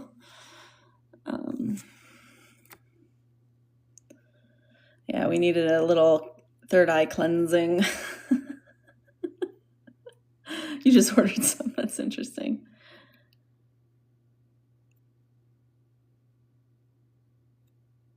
Oh, what's going on with Gen Z? Oh no, you're keeping your emotional distance. Yeah. We understand. Yeah. When you guys don't see me for a little bit, it's because I'm recuperating. Like, as you can tell, I'm like already starting to heal from the last trouble I got into. Kind of a rebel when it comes to that kind of stuff. But yeah, it does take a toll, and please rest if you are doing readings and you are looking at timelines, remote viewing, that kind of thing. And make sure you're shutting things down and not accessing it anymore. And then you build up your foundation again in frequency management. It's like an ongoing thing. It's like, and I notice people in the spiritual community think that you're just going to become enlightened and then that's it. There's nothing left to do. You're just in a happy bliss all the time. And that's not what it is. So be careful and that's what you really want. Yeah. I'm glad. And it's good you listened. That's helpful. Yep. So if I disappear too, that's what it is. And you'll start to notice it when you start looking at charts. It gets a little exhausting. And then at one point you hit a wall. sometimes with charts. Like if you're looking at your kids or you're looking at your own and you just have to walk away from it. It's like when you're an artist too and you have been painting for so long staring at it, just walk away and get a fresh perspective. And then usually it'll move. And take care of yourselves. Like I said, magnesium. I'll notice when I start to get, I tell you, my eye starts twitching and I know that I'm low on magnesium. I'm like, okay, I'll stop. Okay. This is, I'm gonna look up, see if anything's going on right now. Okay, we got live updates here. Oil sees historic disruptions as Iran escalates attacks on shipping. Outdated intel likely led US to carry out. Oh, so they're like blaming it on outdated intel. And it's like, it doesn't matter. They shouldn't have done it. Like, either way, this shouldn't have been done. Like, you can't blame it and then not be accountable. That's not how this works. 6 vessels attacked. Reports of Iranian drone boats, sea mines. So Iraq reportedly suspends oil termination operations, 2 tankers. I don't think they're telling us how much that Iran is attacking back and possibly winning. So,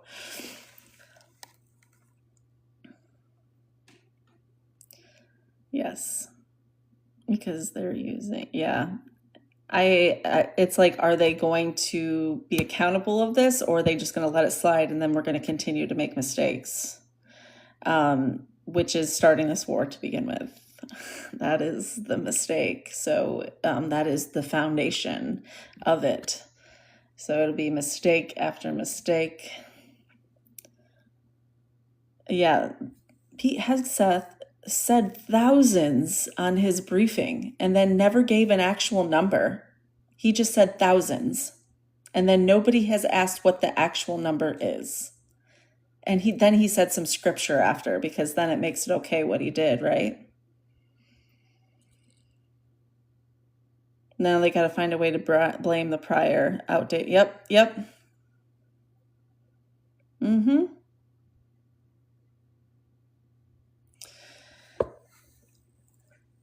We should give a shit because that's karma on our kids. Are we already seeing it with the school shootings because there is no time? Is that the real karma here?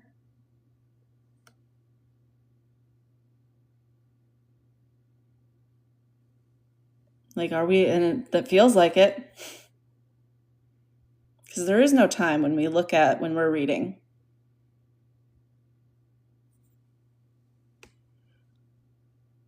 I just got tingles. It's not something I wanted to hear either.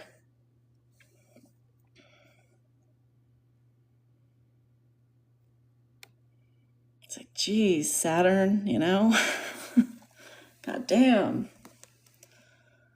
We have that over there, mental health. Yep, and it's not. It's us. It's just the side we can't see, right? It's the same being.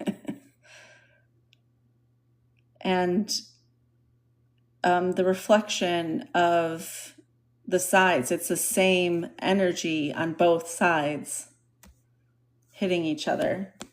Okay? Just a different flavor of it, right? It's a different flavor over in the Anil, and it's a different flavor in the Aniki, the 2 sides. And that's why everybody talks about that big wall-looking thing under in the ocean that looks like 2 parts of an orb were put together. And every story of creation talks about something splitting in 2.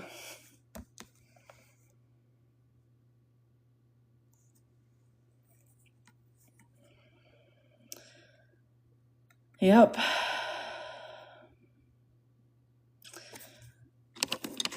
So what we want to do about it is going to be a mirror, too, of what they want to do about it.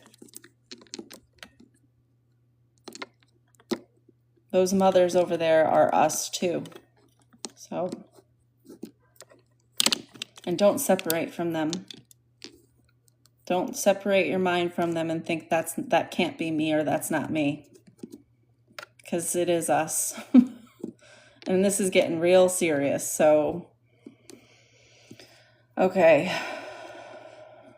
Lebanon appeals to... Oh, and I was thinking the other day when I was looking at the map. Hold on. I was like, I think I found the Adam's apple of the throat, right? Where was I looking? Because it's in West Asia. I hate that we're calling this the Middle East, too. It doesn't make sense to me. And so then I'm like, where is all the energy of Middle East going to if this is really West Asia? I don't know. I'm just going to throw that out there. So like Qatar, the UAE kind of looks like the male, like Adam's apple to me. I think that's what I was looking at. Or it actually, I don't know, I'll have to look at it more before I say what I want to say about it. But the throat is over in Egypt here in Cairo. And Cairo kind of has like a little bump near it too.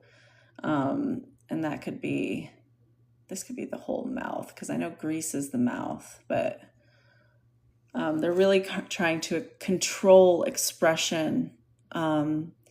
Russia with the tick and United States, Israel, it's like they're trying to control what people say, how they do art, what they're, it's fascinating, and this will affect all of us.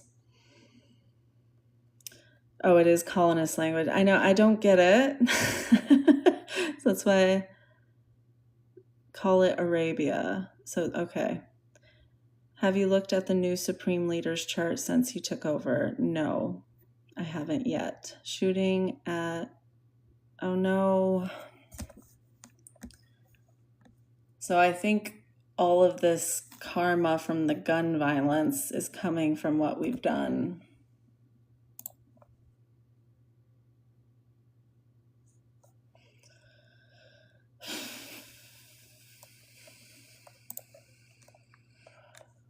Okay.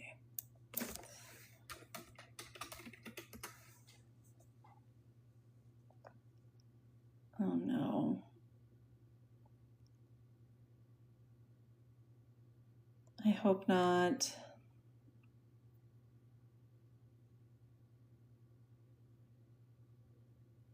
First 6 days of the Iranian war, they're already calling it. I feel like we shouldn't even call it this. We should call it the last war.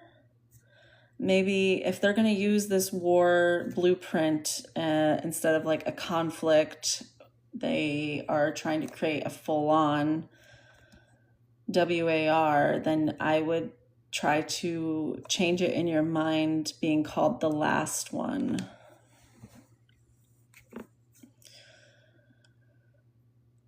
This is just awful. Okay.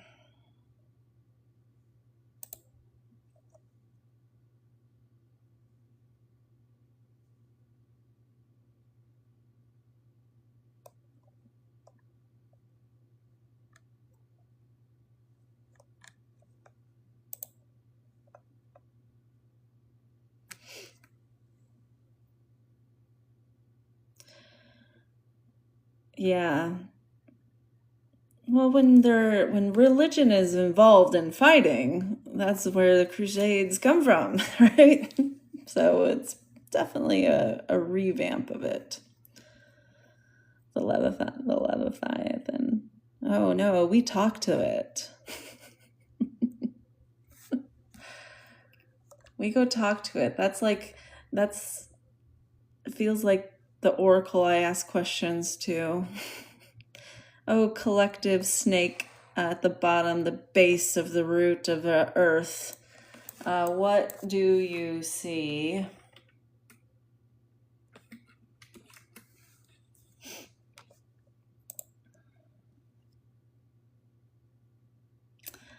Oh, for sure. The subconscious works in mysterious ways. That is true.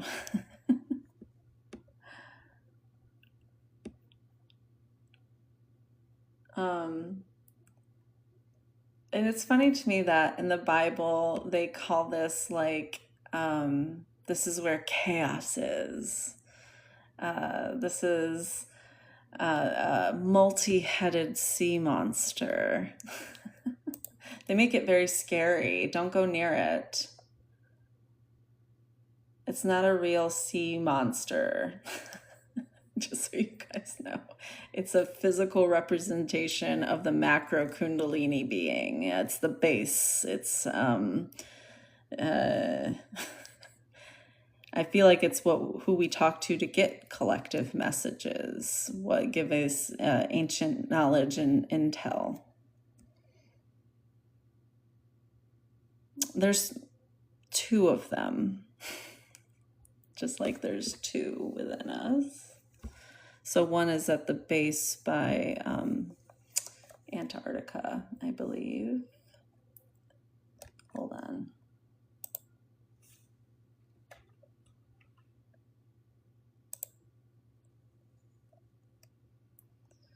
So this is the myth about it. Remember, it's just a metaphor to try to teach us something else.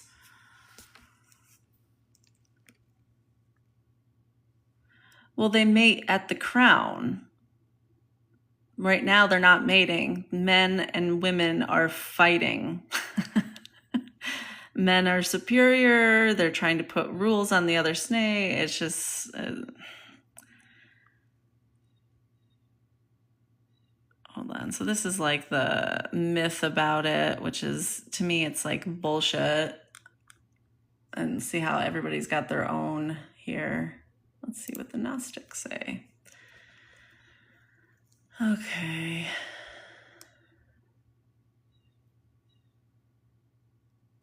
Separating of the divine realm from humanity by enveloping or permeating the material world. It is unknown whether the serpent of the Garden of Eden of Leviathan. Yeah, because this is fucking Eden, guys. This is supposed to be a place we created to come and love and play and...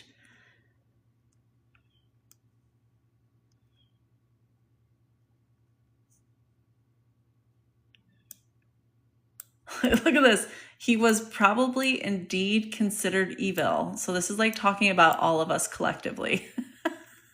He was probably indeed considered evil, and just its advice was good.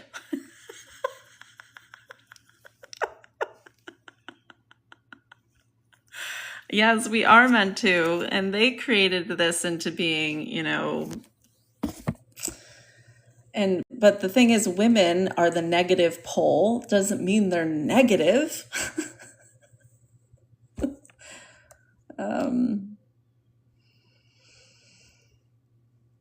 So then, okay, yeah, it says, after death, the soul must pass through the seven spheres of the heavens, which is within us, the seven spheres. Okay. If the soul does not succeed, it will be swallowed by the Leviathan, who holds the world captive and returns the soul into the animal body. It's where we incarnate and eat, where we go. It's like part of the tunnels that we move through when we're coming into bodies and leaving bodies. And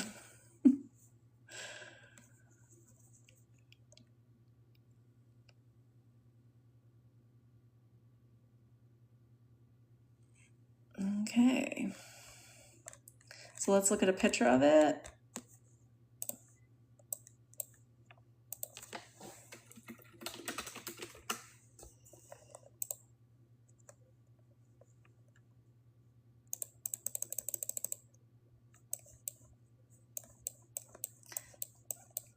It'll take me a while to get there.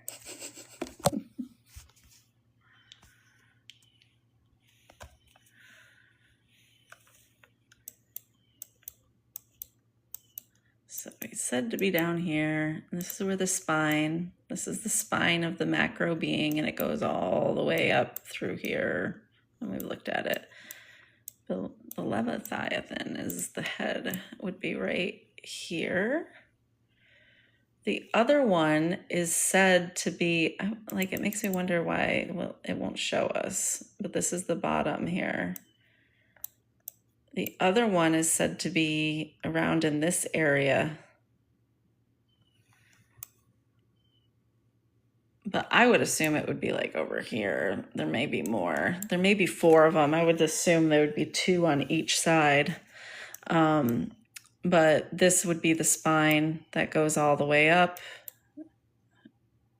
through here. And then there's a head here and a head here.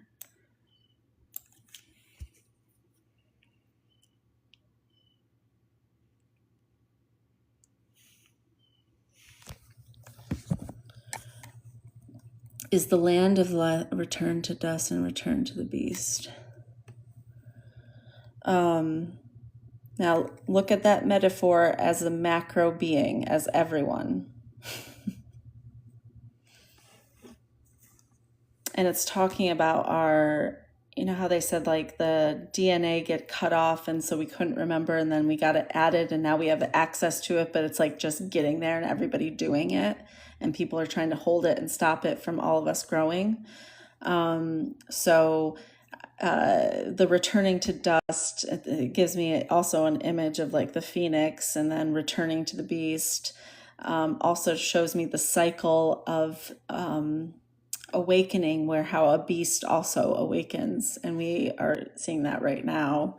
We did have a wave of awakening, and now we're having a wave of evil also, a beast awakening. So, and this has happened throughout time in many areas of the country. You know, when Germany went through their awakening, they took it really far, right? They didn't stop. It's so funny anytime I hear it. Yeah, Dick Roman. I don't know if the show's Supernatural. Okay. I'd have to, let me look up actual pictures of it because it's more fun to look at because it looks like an actual snake.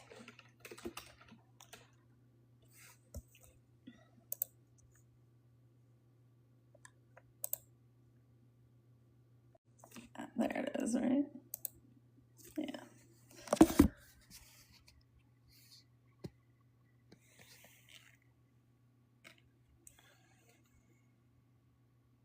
It's the head of the dragon.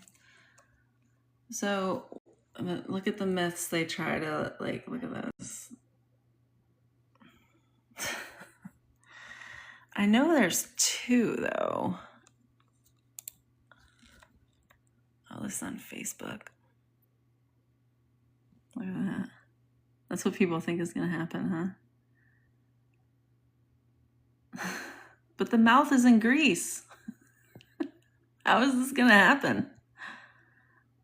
It's like all in pieces, the dragon. We are the dragon. Like, it's us. Is the oil that we use actually human, animal, and plant decomposition? Hey girl, hey.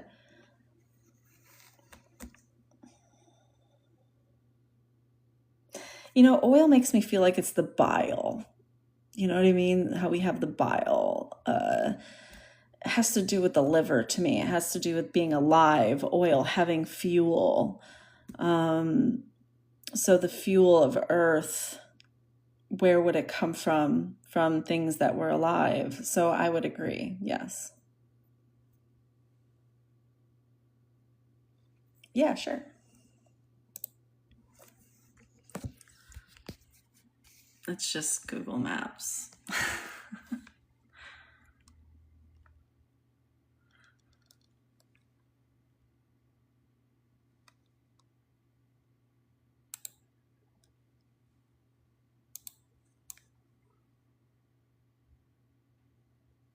I read a theory that Himalayan pink salt is fossilized giants. Giants did exist, for sure. They like try to make us think that the pictures we see are like not real.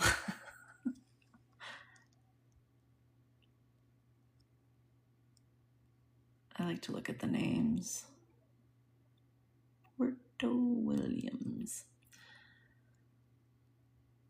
All I know is that the gas is not lasting for the last week. Yeah.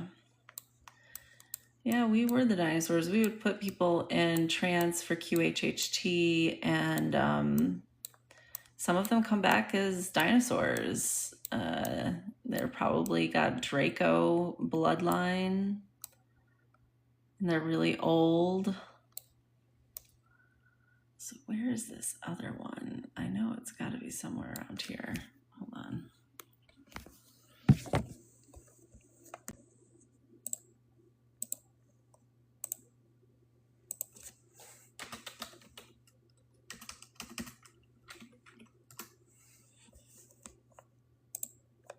There was a TikTok video. Someone did a TikTok video of both leviathans. Hold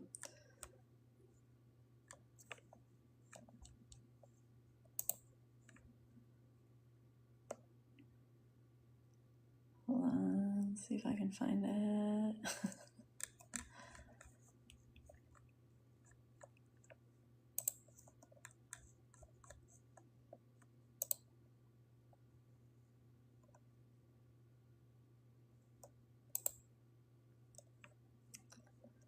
You're sending me these photos, asking me if it's Leviathan, and asking me if I can cover this. This is something that's going. See, this is like something that pops up. You have some people saying this is Leviathan, I believe, talking about that it was found on Google Earth and that it's been moving. Some people are saying that it has wings and that the government froze it. As I say with everything, let's go to the Bible. Leviathan is mentioned in different places. The most detailed place is in Job chapter 41, where God, he's speaking to Job, and he says, can you catch Leviathan with a hook or put a noose around its jaw? Can you tie with a rope through its nose or pierce its jaw with a spike? Will it beg you for mercy or implore you for pay? Will it agree to work for you? To be your slave for control life? The collective. Can you put a noose around its jaw? The hunter who attempts it will be knocked down.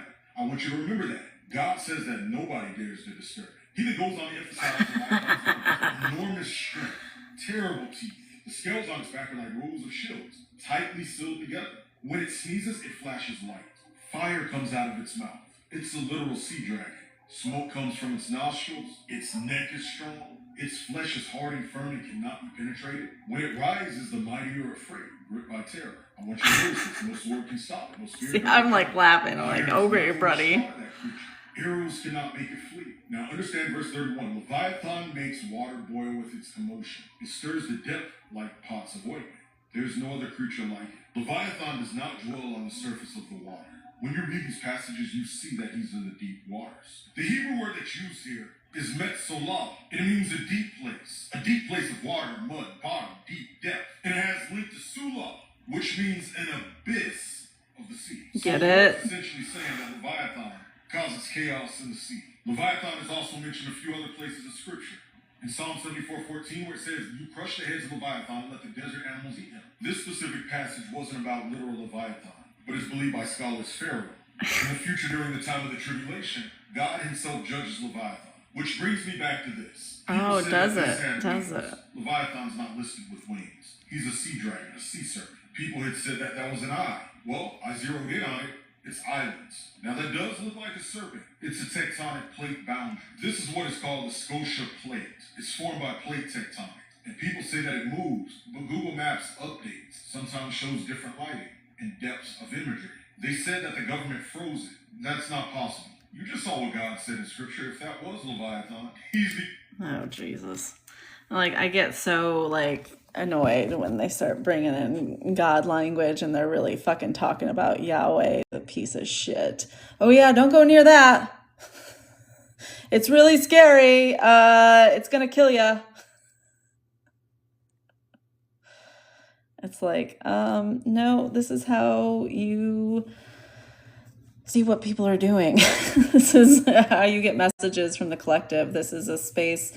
It is not a scary space. It is a sacred space. Yeah, it's like, be afraid, be afraid. Like, don't be afraid. Don't be afraid of yourself. Don't be afraid of your subconscious, your higher self that gives you messages. That's basically what that's saying to me. Okay. I was hoping they would show the other one because there's two. The other one looks like smaller. It looks like a smaller head of a snake. So you can look up some other videos about it, but really beware when people start talking about it in the Bible and stuff. These are metaphors and they're trying to scare you. This Bible is basically all just fear. How to use fear with light. Like how to root fear with light. Like that's what that book is. It's fucking bullshit to me. So sorry if there's anybody here that have used the Bible and actually found light in it. Yes, it is possible as long as you're not like attaching to this being in any sort. Nothing more terrifying than our president. Oh, I know. There's that. I choose this. We chose the bear, now we choose the sea monster. I choose the Leviathan over men. I will burn to death or I will boil to death. Fuck them. No. Okay, let's move on. So not something to be afraid of.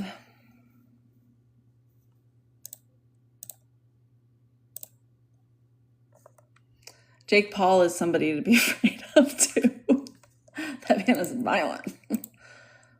Okay.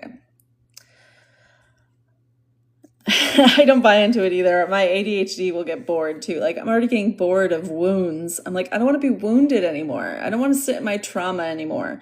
And it did pop up a little bit yesterday. I got like a reflection because I cooked dinner, and when I cook dinner and I do the role I used to do in the past that got hurt, and I see, Micah just starts acting weird and starts getting like overly happy.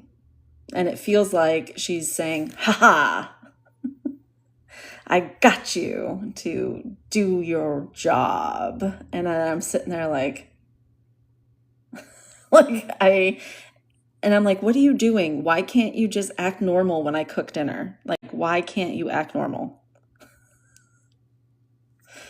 So you're going to also see some reflections with your relationships too. I'll take sea monsters here, Nessie.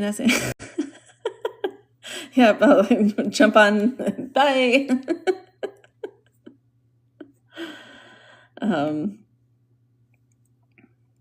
And then like when we're remote viewing and looking, I feel like I am riding a dragon. I feel like remote viewing is riding dragons or unicorns, or maybe it's a unicorn at first and then eventually you get a dragon.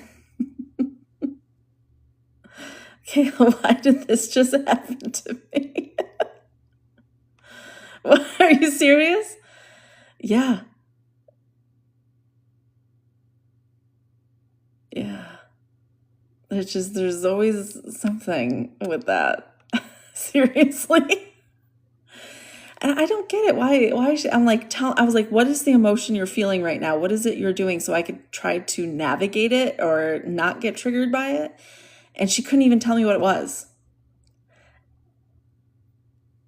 Oh, I love that.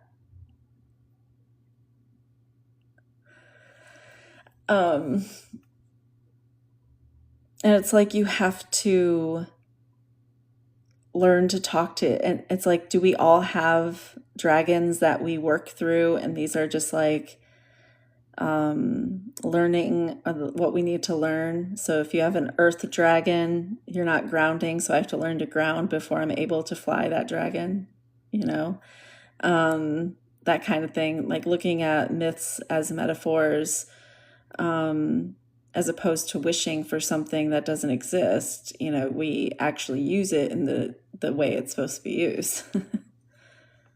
And that's really cute. I love stained glass. I bought the whole thing to make stained glass stuff, and I still haven't done it, but it's coming with me. When I move, I'm like, I'm taking my stained glass window shit. I will get to it one day. Pookie.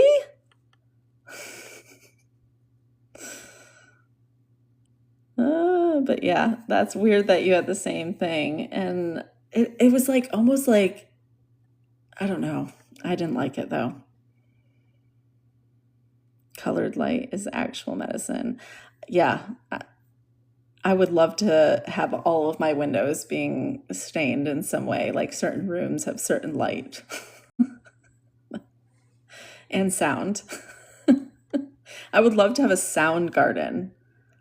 Have you ever seen those sound gardens when the wind blows through and it makes music because they have all the music making wind moving materials? I would love a sound garden and with an earth garden. That'd be cool. And water noise would be a water garden and like just be like everything kind of together. It would be great.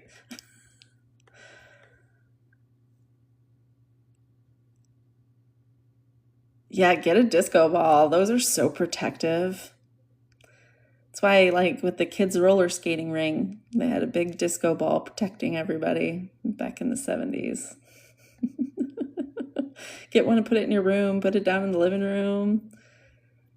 It makes you stay in, like, celebration and then mirrors to everybody. Like, so as if you were in the middle of the disco ball. So for me, I use disco balls as, like, a spiritual tool. Yeah. For protection. Yeah. The Twister movie, The Ant. Stop. My Leo husband would love that. Yeah. Because you're just like in celebrate. And then the ball mirrors back at everybody, all their bad shit going back at them. And it's like, oh, you can't touch this. Disco ball's got great energy. Great feng shui. So did someone else say they needed to see the murderous aspects again? I have them on Patreon for you guys. I just posted them, but here they are again. If you want a screenshot too. He calls it party mode. Yeah. I love lights. I love fairy lights. I would have them all through my house if I could. It would look like the woods.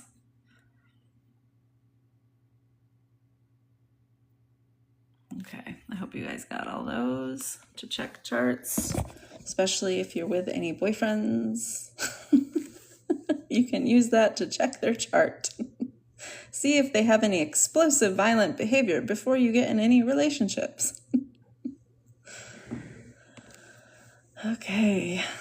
But all right, well, I guess I need to go clean my house because I guess I'm really selling my house. It's actually going through. I think we are under contract, so I have to start moving. And I don't want to. So I do have fairy lights all over my house and my front door is purple. Oh, thank you.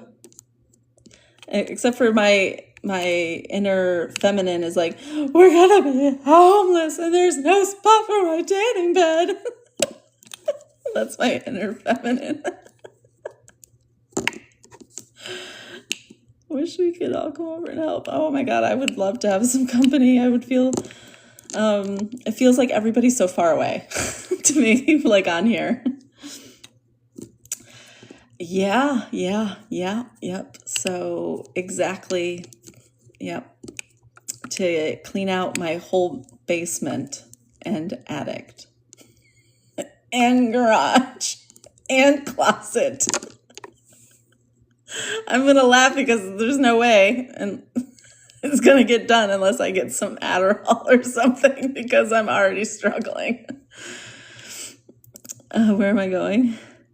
I'll tell you guys on Discord because I gotta be safe. I've moved so much too. I've moved like through the military. You get used to it. And yeah, it's just a pain in the ass. Oh my God, you guys are so sweet. It is so refreshing, but it is like I'm a minor hoarder. Just a minor one. I hoard stuff. If you saw my basement filled with jars, just jars everywhere. I see one, I grab it. Just a tiny bit. The yarn, though, the yarn, I have like totes and totes of yarn. But then that can be used. I wanted to like use all these yarn to make blankets for people, homeless people and stuff. Make sure everybody was warm in the winter. And I still have a bunch of yarn from that project. You make like hats and scarves and you tie them on the railings and stuff. Yeah, I collect jars, I collect yarn, I have a whole bag of just feathers. I was telling somebody else this, I have feathers everywhere and everybody's scared of feathers. So they're like, bird lice, like you just wash them.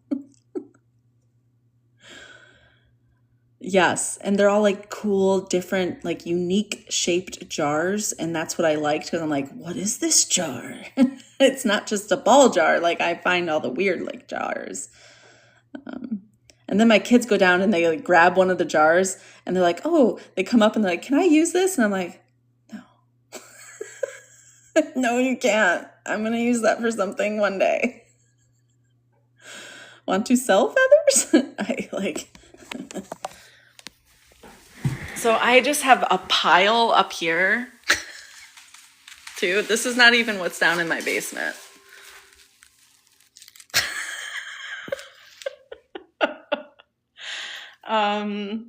The vultures love me. They gift me feathers every day. Like I just get feathers from vultures. And then downstairs, I just got a whole bag full of just all different types of feathers from hens, like everything. But yeah, I would definitely, if you want to message me, I'll send them to you. Yeah, like $10. I don't know if it's pay for shipping. But yeah, lots of stuff like that. I was making Disney bralettes at one point that were themed by, like one was a Little Mermaid and there were crocheted bralettes. Like they were really cute. And then one was Ursula. So there was an Ursula one with an octopus. I was really good at making those. So then I have all these like little trinkets that would be used to make themed type of clothes. I have like stamps.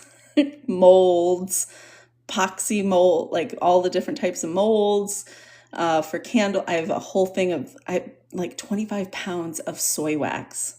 What the fuck am I gonna do with 25 pounds of soy wax? That was me making my candles. So I'd make my own candles and use them because I love candles. Oh, absolutely. Message me or someone can send a Discord.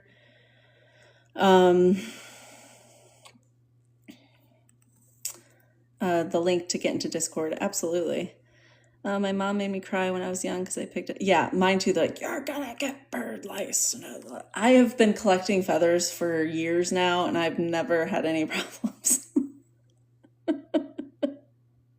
Yeah, of course, I'd love to have you.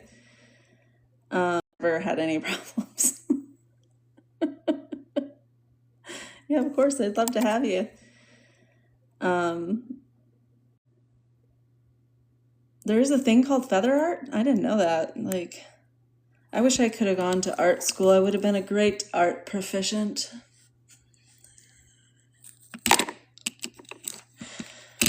That was a mixture of a Jane Austen quote / me, you know, my American dream of becoming an artist. Never came through. You got it? You knew that? Oh. Yeah.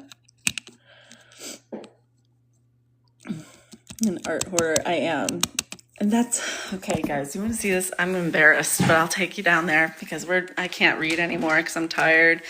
But wait till you see this shit. There's no way I'm gonna have to hire someone. Dun, dun, dun, dun, dun, dun, dun, dun, dun. Oh yeah, and like all the food I collected because end times were coming. Hold on. Look at, this is pounds of food that I have. Food. The kids, I tell them to come down here and grab a bag so we can try to eat them. It's oats. But crafts, canvases, paints, lots of shit. And this is my weakness right here. My pain spot. Oh, look, there's my babies. Those are my babies. I got pictures down here. And then stuff from my shop. I owned a shop too, and I had all my art stuff in there and was selling things and crystals. And once I went through my divorce, I had to close my shop because that goes with the divorce. And once I closed my shop, I was like wrapping up all my crystals and inventory, and that had to go too. But yeah, here's part of the jars. Part of them over here. There's these are just candles that I have lots of those. More jars. Just, they're everywhere. I think that's the 25 pounds of soy wax right there. I have a heat press. Like, I'm not going to use that anymore. My Cricut, my sewing machine. So there's lots of stuff I need to do. And what am I going to do with all this workout equipment? I got my skier. I'm like, got my skiing. And this used to be our theater room. This is where I spent most of my time, in the theater room. And it's all cleaned out almost. I got to put the baseboards and all the stuff back on. But it looked like a theater. Like I had, these were theater seats in here, and the kids had all their toys. It was such a great time. But this was a great house. I'm really sad. But it's time to let it go. All the other jars too are in the garage because there's a whole set in there too. That's not even, there's so much to do and I don't know what to do, guys. You get into like functional freeze with ADHD and it's hard to come out of it. And so when that happens, this is what I do. I started really learning Mahjong. So this is what I've been doing, learning new hobbies. What I'm not supposed to be doing. But yeah, I gotta wrap all this stuff up and I'll just throw out most of it. That's what I plan on doing. That's where you operate from too. It's just, and she disappears. This is what happens every time. Even in the military, when shit has to get done, where did she go? She's not here. When shit didn't have to happen, she was here all the time. I think I'm going to try to do that. I'm just not good at pricing things. I just don't like it because it's like priceless to me, like that bag of feathers, you know, I'm like, like those were gifts from animals. So, yeah. And I would just be like, $5. I don't know. I don't know what things cost these days because of inflation. I feel like I've been under a hole, and then you go outside and try to buy shit and you're like, $40? And then I don't get it. some for free just to give to go. Yeah, I'll just give. That's what I plan on doing. So, my son gets intense when I say we're going to possibly have a yard sale. There's stickers on everything out there that I did not supervise. So they're like things that shouldn't be like 50 cents. Like 50 cents. So, yeah, I have that same thought too. Like when I sold the sauna, I'm like, I guess. So the sauna was about $2,800. I sold it for $1,000. I mean, I had it for 4 years. So I got my money's worth. I think. The hot tub, though, they're just getting the hot tub, and all it needs is a new cover, because every 4 years you have to get a new cover for hot tubs, regardless. And it's like brand new too. It's barely been used, and they're getting a brand new hot tub, whoever buys this house. But they're not getting that tanning bed. I don't know what I'm gonna do with it. I don't even tan anymore. Like, stupid. But do you guys have any other questions? Do you want me to talk about anything else about spirituality? Any questions? I can try to answer and help as much as I can. I have my stuff and my dad's stuff. I'm going to hire an estate agent to come in and sell it. That's the best way to do it. Yeah. Yeah. I could probably just tell Mike, I'll be like, just hire someone. I'm not doing this. But then I watch them like a hawk, and I'm watching what they're doing when people come in to do stuff. And I'm like, no. I'm like, don't do that. Do this. Like, then I get really controlling. And so I should just do it myself. But you want my tanning bed? Yeah, $2,000. It's only been used less than 20 times. And you got to come get it. You got a prescription for a treadmill. My treadmill was the first thing to go. It was like, that's what I was walking on for my exercise, because I didn't want to leave my house. And that was the first one they took. And it was a nice one. It was an Arctic Cat one or whatever. And so, yeah, that was bad.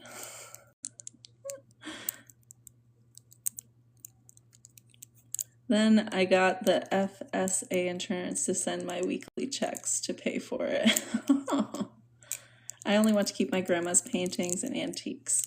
Yeah, I'm going to keep my paintings, my mom's paintings. My dad gave me an antique wagon wheel. Probably, like, he gave me, and it's weird, I have like this Oregon Trail record engram. I think my dad gave me a wagon wheel for a reason. And he's like, you can sell it. And he gets all set. I'm like, Dad, I'm not going to sell it. Okay? It'll be fine. Chill out. And, normally you can't get cash out of FSA. Oh. See, I don't know this stuff. But I had a full gym down there, so I didn't have to. I know, no more taking care of Micah. But that's what it was. I don't know what it was that irritated me so much. And I almost feel bad, because it's like she was happy. She was acting happy. But it felt like it was a laughing at me. It felt like, ha, I gotcha. You're stuck here. You have to do the wife work. You're my wife. Ha. And it just like brought me to a space where I'm like, what the fuck? Like, what is it that I'd rather her do? And it's like, I'd rather just act normal like she does when she cooks and get some food like everybody else. But instead she like acts extra happy and bubbly even. She never acts bubbly. And so then it's just like, I feel like I'm being fucked with.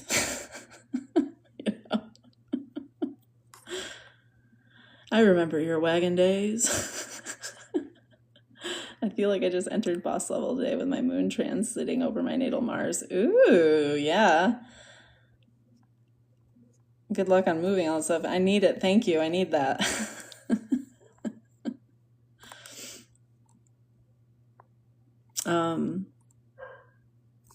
how do you get a prescription for a treadmill? It's like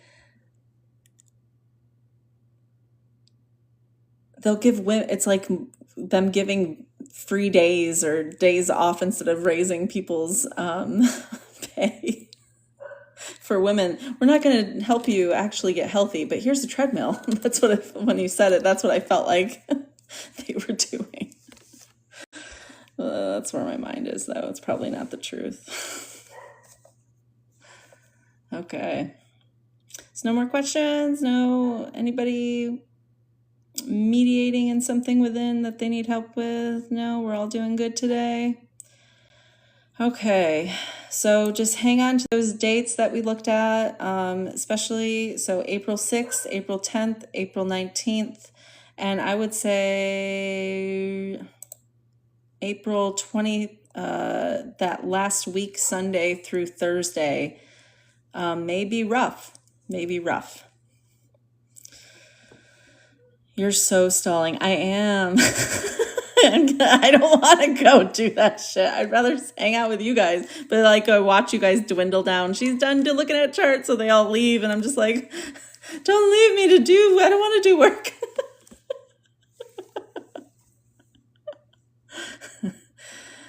Yeah, I will. Yeah. I'm sending you all my motivation. I'm not going to lie, it ain't much. I'll take what I can get these days. Thank you.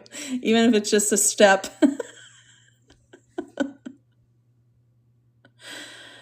Yeah, I do well under last minute. Yeah. I think a lot of us ADHD do. And then I make a mountain out of a molehill too. So I feel like this is going to be such a big task, but I've done it so many times. Like I've moved by myself to Texas alone. Then from there, I moved to Saratoga Springs in New York. And then from there, I moved to South Carolina, Goose Creek. And then from there, I moved to Norfolk. And then from Norfolk, Virginia, I moved to South Carolina, Charleston again, around that area. And then from there, we moved to New Jersey. So it's like, it's not, and I just feel like it'll get done real quick and I make a mountain out of a molehill and I stress myself out for no fucking reason. And then, whatever. Do it like the Navy did, pack up boxes of paper clips with your clothes and take care. They like pack garbage. Like you got a snot rag there, it's coming with you.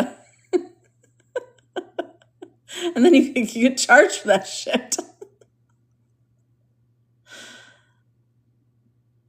I thought that's how it works. I would not be a packing pro though, no. I definitely use the military to come pack things up. And that's exactly how they do it. They'll like pack your trash can.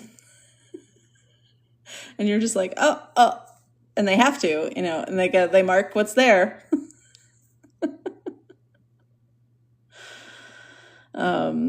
But we have to have a place to move stuff too. And we can't like have a pod in the driveway. So, because they're taking this house. They emptied sewing pins into a newly made crib. Oh, I would have been so pissed too. Oh.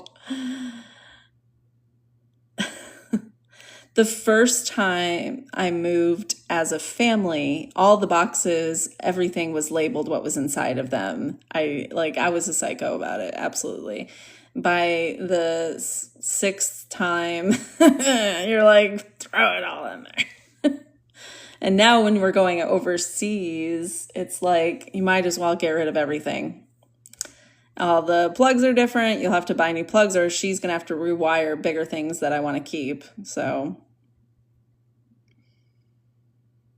they would have sewing pins in every part of their bodies. You guys are awesome. Thank you for liking the live. I appreciate it. Okay. I'm just going to check the news. Do you guys feel like we're about to get news or something of something?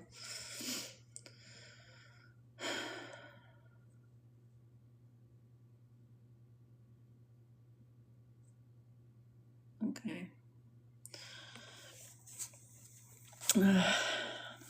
You feel it too? Oh, thank you. Do you guys feel that you cried? Oh no, don't cry. Tomorrow's Friday the 13th.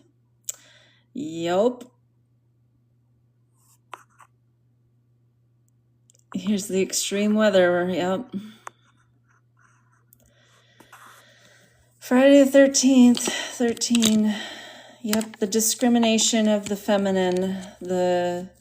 How they do it in they do it even in symbolically, and that's how we know it's their unconscious behaviors, that they even cut away the number 13. 13 is not even allowed to be a floor in a building. We can't build ourselves up. It's like the symbology makes it so they're liars.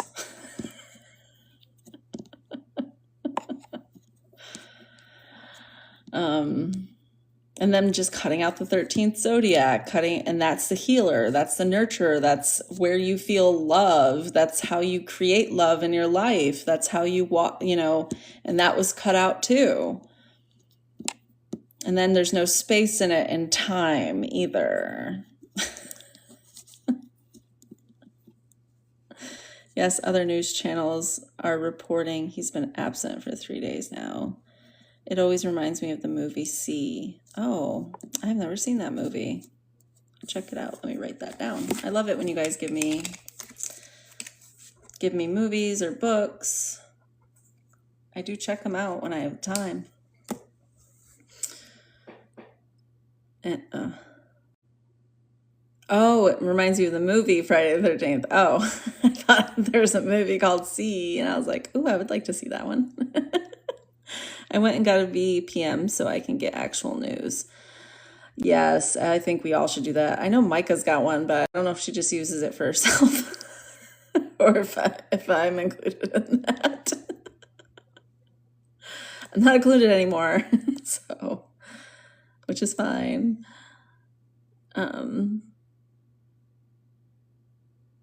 Moonlit Tarot. That's such a cool name. I like it. Iran took out the head of Mossad. Ooh.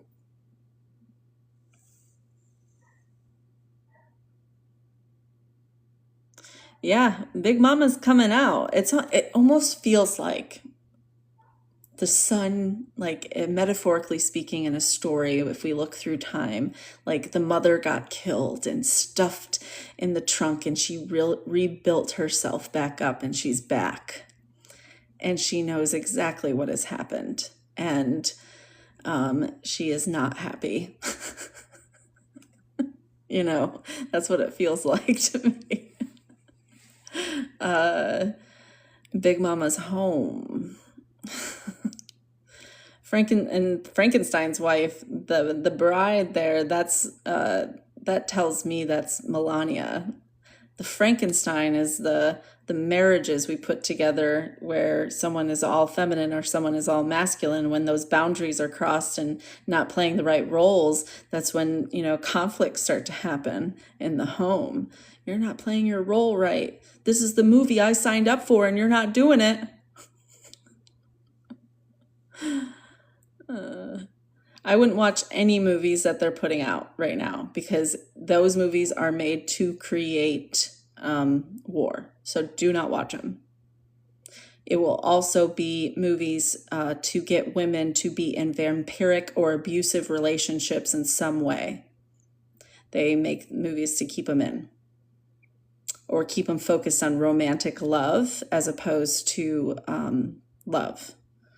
So right now, make sure you're aware that entertainment is entertainment for the deletes. It's their entertainment to make us do what they want us to do through imagery and words. A good movie to watch right now is the Nuremberg trials.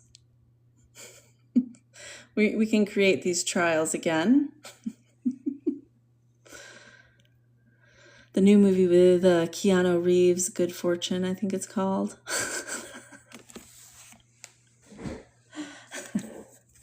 Aw, I'm glad glad you like my murderous smile. Oh, is it? I have to watch that. Keanu Reeves movie. What if the Old Testament was actually the New Testament? Oh. I mean, either way, that they've twisted that Bible so much that most people can't even understand it.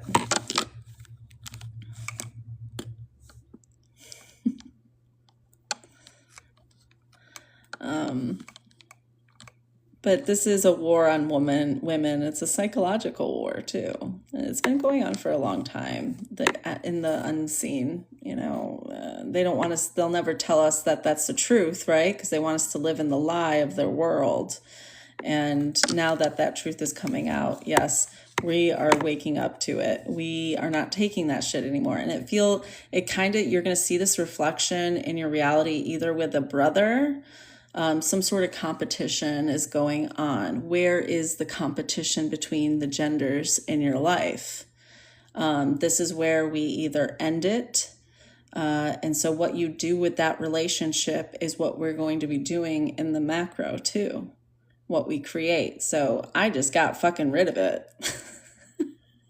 I was like, bye. I'm like, you're a fucking coward. And I'm out of here. So where is the gender fight in your own house? Where are you not seen as equal to men in your family? That change in your reality will also change things macroly speaking. So yeah, King James hated women too. And pretty sure so Elizabeth, I love that name. Thank you for the share. So I guess if we're talking about the Bible and the New Testament and the Old Testament, and this whole book is a way for you not to create, so the book creates. So if you were to pick a different book that creates your life for you, what book would that be?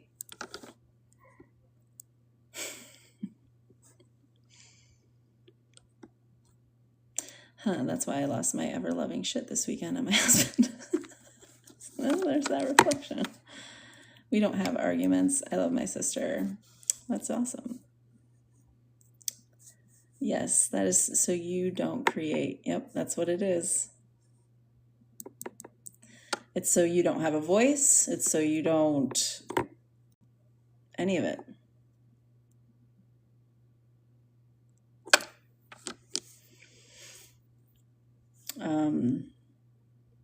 So my book right now is these transits, and The Course of Love is my main book. It's what pulled me away from my trauma. It's what ripped anger out of my grasp. It's what gave me a gem in my third eye. There's just, it's just the Course of Love book is what helped me. It doesn't mean it's going to help everybody, but there's a specific air to that book that takes away the specialism that men have and that makes life unequal. And whether it is your inner child that's holding it, or your inner teenager, your inner young adult, or your young masculine or your young feminine side, it plucks it away, and you're like, oh, I don't have to hold this anymore. The lie is that things are unequal, and it's the lie. That's the truth is it's equal. That's reality. And they want us to think it so we can create a world that isn't. And it's like silly, stupid magic. And it's not going to work on me anymore. You don't know what book you would want?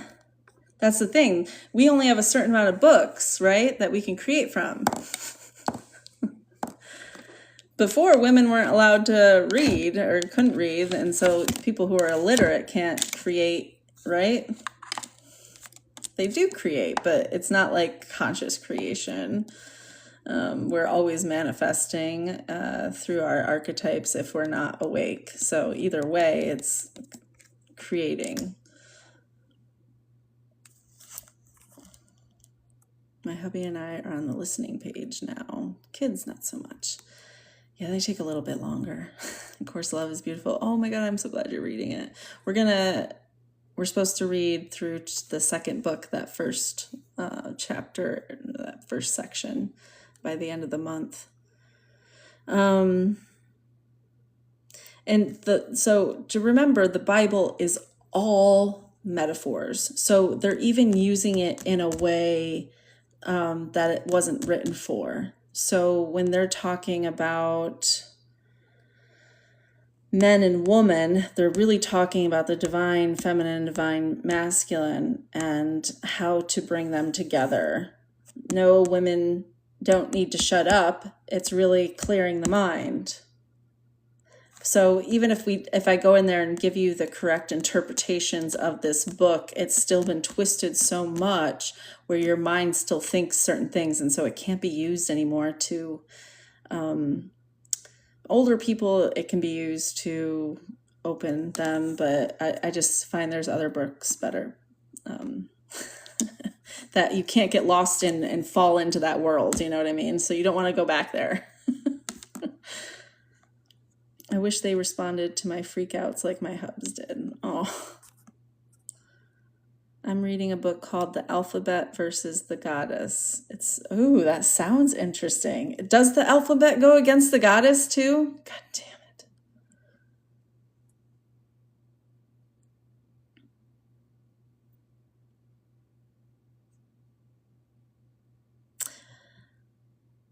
I have to rewatch, so you're saying Book of Eli. Oh, yeah, with Denzel. How he has like the only blind Bible or whatever.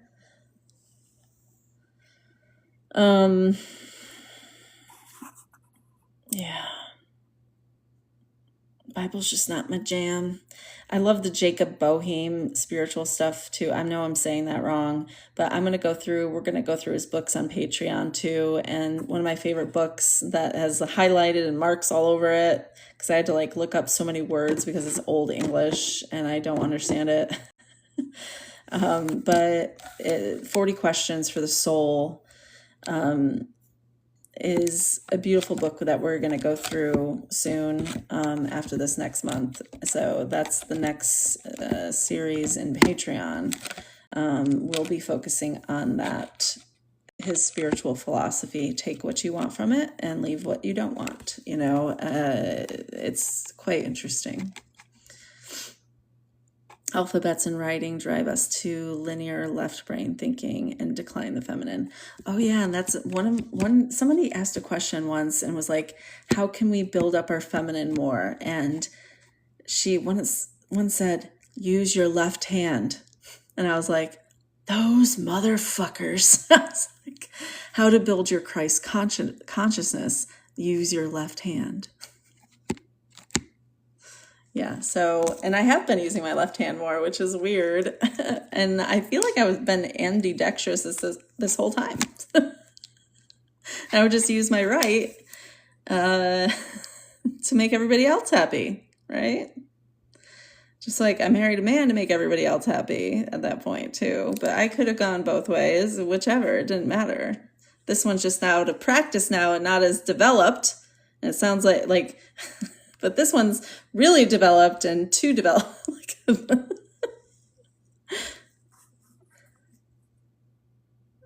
I use my left hand to eat. Oh, so you were nurturing yourself. Oh, that's beautiful. Oh my God, both my sons are left-handed. Keep them there, yes. I'm left-handed in a right-handed world. Well, we're going to create a left-handed world right from underneath them. I am now, after I couldn't use my right hand for over a year. Oh, wow. So you were like forced. Your son's left-handed. Yeah. And I figured this out playing sports. I could play lacrosse with both hands. I could use my left or my right. It didn't really matter. And I was like, oh, okay.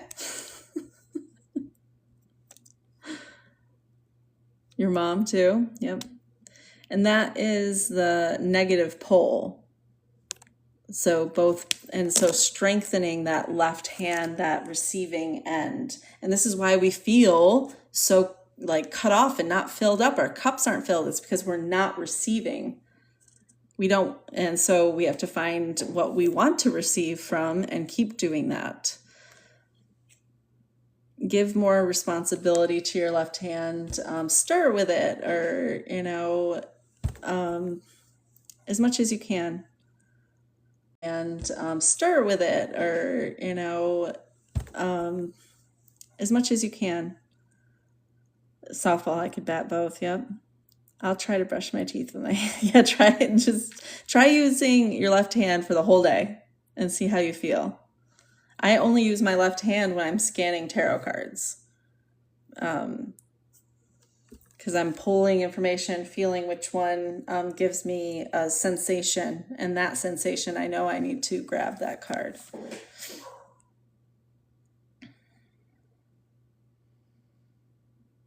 My penmanship was the same. I just wrote slower. Yeah. Yep. It just needs to be developed. It's something we can grow. And I almost don't even think that there is like a right hand or left hand really thing. I think you can literally write with whichever one you start writing with and working with. And so if you're not able to write with your left hand, just start using it and grow that energy of receiving and fill your cup.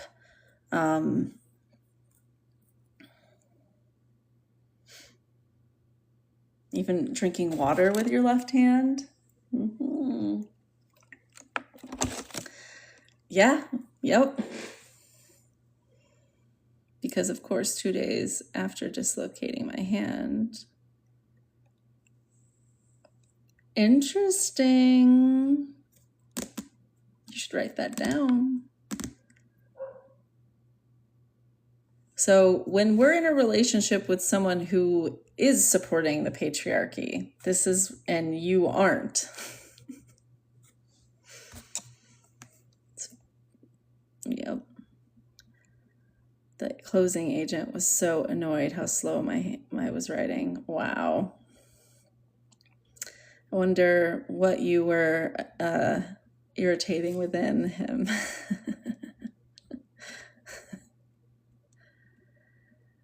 I bet he's irritated by the woman in his life too. And it's just like, why are you so why are men so irritated by women sometimes? What is it that we're doing that is so awful? Enjoyment? I mean, frolicking in the woods? It's like, that's in all the stories too. Women are just minding their own fucking business. Like Leda and the Swan. Why did that swan have to come up and sexually abuse her? Women are just kind of just existing. I really think it's that simple. And existing softly. I know, we're like not even that loud. And if we get loud, it's like, bam, it's like, oh, fuck. I was just saying what he said. What the hell? I was worried he wouldn't let me sign because of being on pain meds. This feels like a record too. Taking your power of signing away. I would want to know what that may have been before. Yeah, absolutely. We are resisting our own masculine. So you're going to see that within yourself. You're not going to want to do anything because we're so mad at men. We're mad at the man inside of us.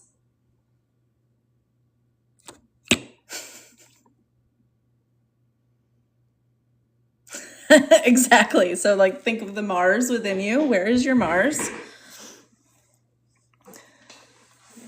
And this is also going to be a reflection of the physical males in this world all clumped together. You know, how are they feeling? What's moving through you? It's a way to read too. I won't do. That's why I keep going into freeze mode. I'm like, they get nothing. And then I get nothing. You know, I don't want to merge with them. I want nothing to do with them. Older men, I'm okay with. Like, they don't scare me as much for some reason. It's those young 20 to 30-year-olds that have no openness to another person's consciousness. They can't even hear them. And then there's the 30 to 50-year-olds that think they know everything and they're right and it's my way or the highway. And so, but all of them are lying.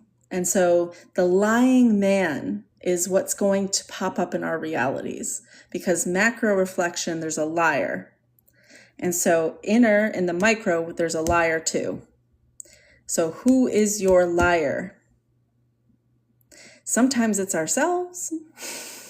What are you lying about? You know, sometimes it's somebody else. The ones under 50s, yeah. Absolutely, Crystal. Just book a natal chart reading on there if you want. And I can do that with you. That would be fun for you. You lie to yourself daily. Yeah, and sometimes the lies is what makes it comfortable to live in a lie. So you have to do it. Right?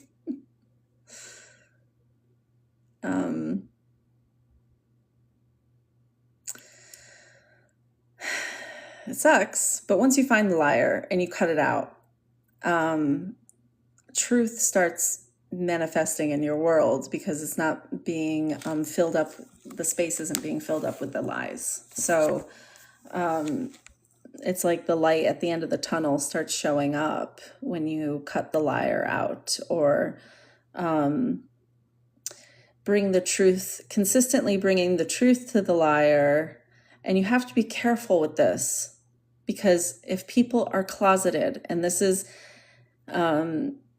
people think this is a joke when I'll tell them that, hey, you know, I think they're closeted, but it's not a joke, guys, because when you put the truth in front of them, you have to watch their reactions to it too, because if it gets violent, sometimes we don't know if they're going to be violent about this. You know, where are they in the space of looking at themselves?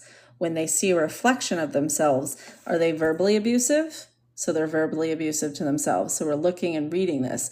Are they will they get physically abusive? You know, are you know, what physical abuse do you do yourself? That would be, and I would say smoking would be a physical abuse. So if you've holding on to it, the revenge of somebody who's abused you, I've noticed people smoke cigarettes because it's like holding on to that pain of hurting your lungs, you know, hurting your life. So the habits get condensed that we use and attach to, if you notice. I heard that our actual DNA is being changed, breakdown. Yes, it's not so much change. It is changing, but it's not like something outside of us is changing us. It's us changing ourselves.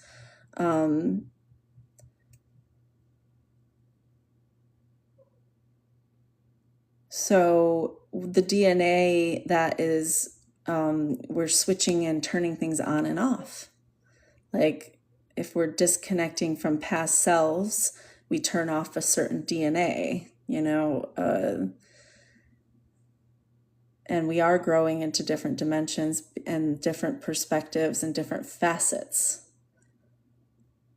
And we'll be able to see facets of ourselves that we've never seen before, because we've never accessed that parts of ourselves before. And then, so sometimes in our reality, versions, so within mine, with me and Micah, the version of her shifted. It's not the same person I was with before.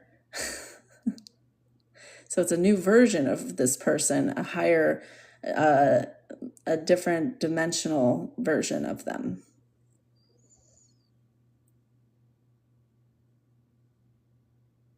Yeah.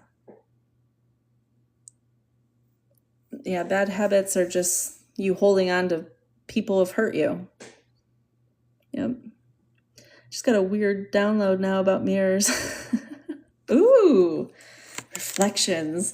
You know, it's your favorite part. It should be your favorite part of your journey is all the reflections you get. And so the reflections start when you start to want to know who you are. And you ask that question, who am I? Like you go and meditate, like, who am I? Show me who I am. And then you start seeing all of these reflections.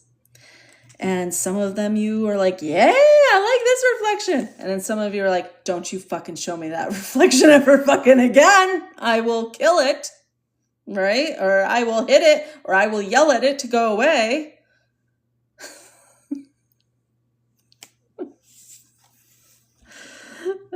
I love reflections. So, and that's like the part of the journey, the labyrinth, where you are working through judgments, you're working through fears, you're working through possible fears that became phobias, mental illnesses. So there's lots of things that kind of show up in your reflections, and how you respond to them will be your next creation. So how is Donald Trump responding to his reflections? What is going to happen to him? What doors has he opened? Is he just cutting away a part of himself? What part is that?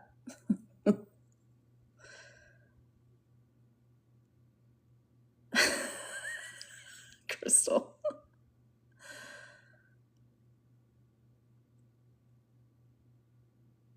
That's why they used to cover mirrors in the old, because they didn't want to see their reflections. The rich people, how they would cover their mirrors as a means of protection. What do you think that was protecting them from? See, everything we've been taught is a lie. Like, yeah, they can be portals to yourself.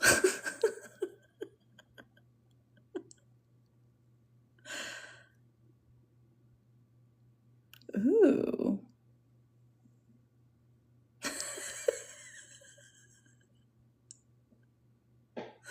Oh, and that is why Sarah's pink.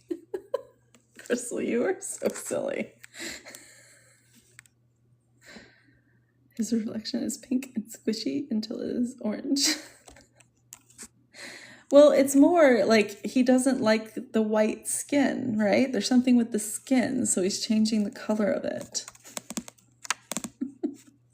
And it's orange. And so where does he have this problem? Where is displaced energy? The sacral energy, the orange energy. It's like you become a walking metaphor of what's inside and what's happening. Weird, my niece just texted me to tell me her daughter broke a mirror. Oh, shit. Yeah. Trump needs his own Dorian Gray. Yeah, and they try to like put the reflection that they want to see out there. They're like, this is what I want you guys to create for me. It's like, sorry, that's not what we're doing. Yeah.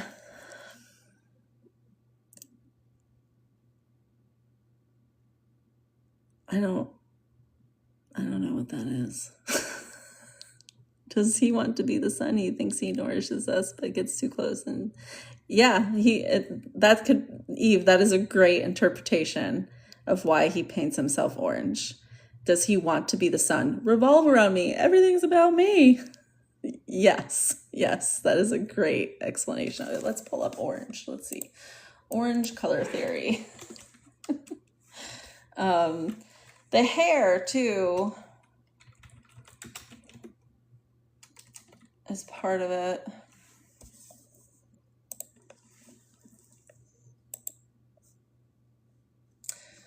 So this is what he wants us to think, you know, and it's going to go both ways. They're extreme with color theory. I can just pull this up.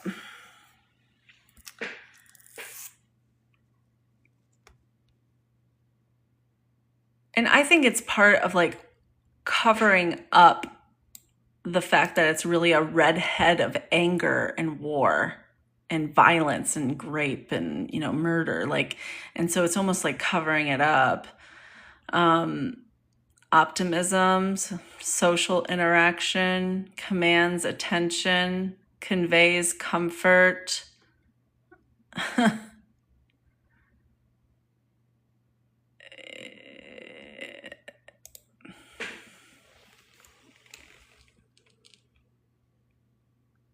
Yeah, so it's making himself seem safe and attract certain things. Yep. And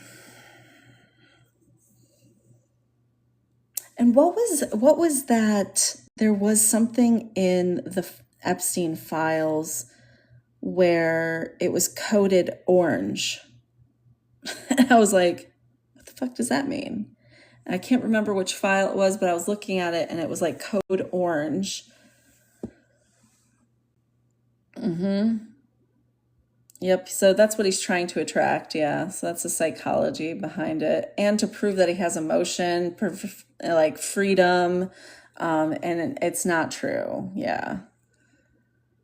And then the red with MAGA, so action, passion, energy, excitement. So that's what's building the energy for him, for his mask.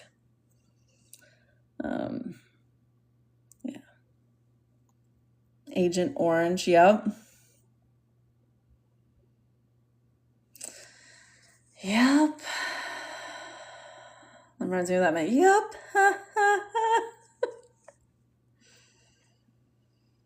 It's like that's what the sheep in wolf's, or a wolf in sheep's clothing is. Putting on some, and it's like so out in the open. It's just wild, right? It's covered himself up with what he wants to seem, but we know underneath and in the files that it's something else. And this is how Geminis feel too. When you feel a Gemini, the first feeling is like, where's the rest of you? Show me the other side. Only one of you is talking. Where's the other one?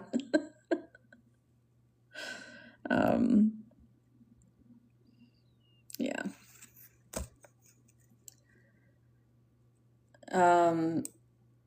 Yeah, it's associated with the sun, enlightenment.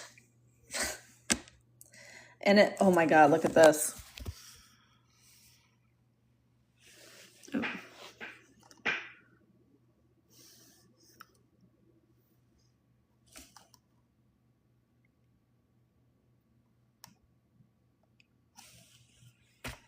What the fuck?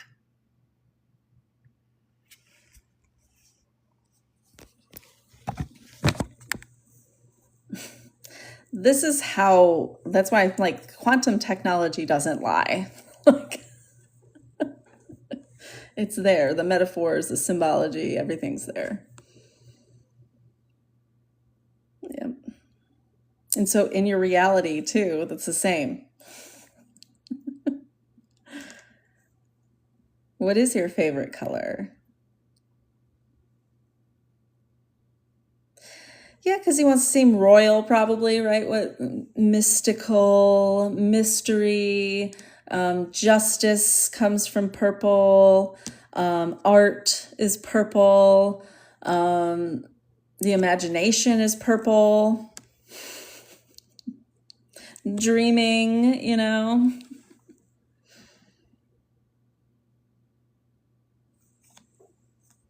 Green, yeah, green, nature, luck, harmony, loyalty, safety, prosperity, health. Oh, yep, red and blue. That is a great catch there. Yep, He wants everyone on his side. And he wants to be the king of the red and the blue, right? When I was a child, it was blue, and then it turned green. Aw. I'm trying to think. Mine was like magenta pink, like really pink, bright fucking pink. I really liked it. And then I had some trauma with like the Pink Ranger, and I had to be the Yellow Ranger one time. Don't want to talk about it. And it's weird. It's like the same thing with my friend. You don't get to be the Pink Ranger. I'm the Pink Ranger. You're the Yellow Ranger. You're the Sun. You're Leo. You're Yang. You're not the Pink Ranger. It's like, but I love pink. So then I'm like, fuck all you guys. It's purple. Pink is my favorite, but I do tend to love the meaning, the things that are yellow. Purple or maroon has always been my favorite color. Oh yeah, and there was a TikTok video on here when people are like, people who have yellow auras are narcissists, and they're really just talking about masculine auras. And I'm just, when I watched it, I burst out laughing. So I was like, well, one, your auras will change, but throughout your life. So when I saw that, I was like, somebody hates men.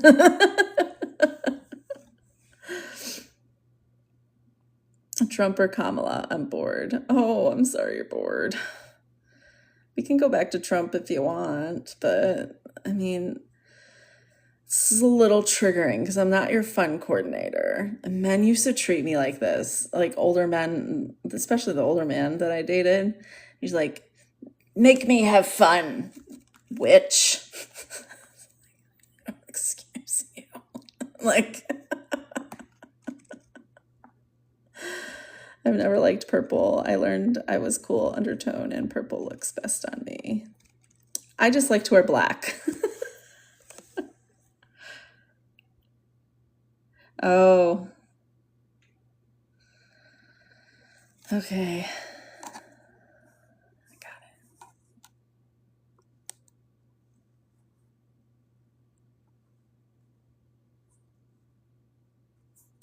it. What am I doing here?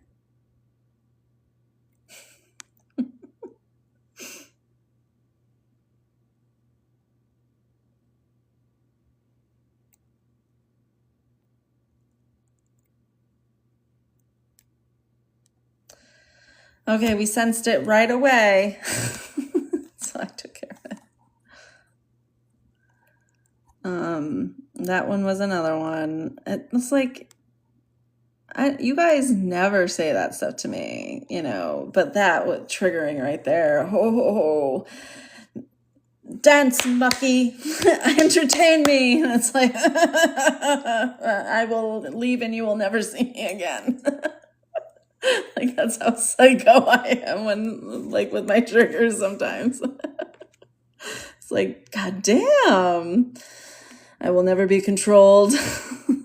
I know, right? And I'm like, no, don't talk to me that way. I just spent 2 days on Donald Trump's transits. You're a little lost. Oh, well, we went through Donald Trump's transits earlier we finished out April and then we went through March. I will post this on Patreon so you can have the replay of it. But then after we looked kind of at a CIA chart, and we all kind of got really sick. And so we've been talking about other things, like color theory and why he chooses orange and all that stuff. And so, yeah. Yeah, I want to elbow them in the ribs. Trump demise. Well, right now, from what we're seeing, it's more attacks on women, shining light on financial stuff, more violence overspilling possibly at the end of this month and the end of April. So please, everyone, be aware. Yep, cool undertone. I've never worn it, but I'm going to start. Oh, the puppies are barking. Okay. I just got a silent spam call. All right, let's check the news.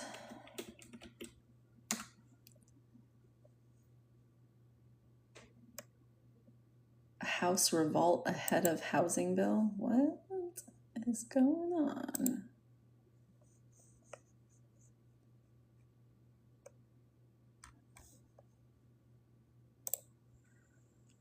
Yeah, check your own charts for sure. Questions about for Hegseth over possible U.S. involvement in strike on the school. Here it comes. Let's look at Pete Hegseth's chart, actually. Let's see when he's going to get...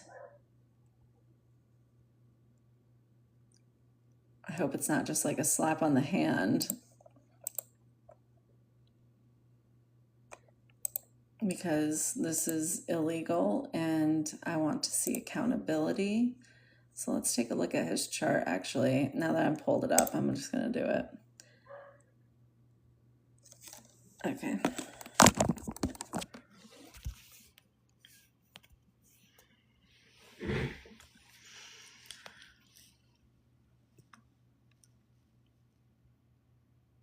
Talking to us.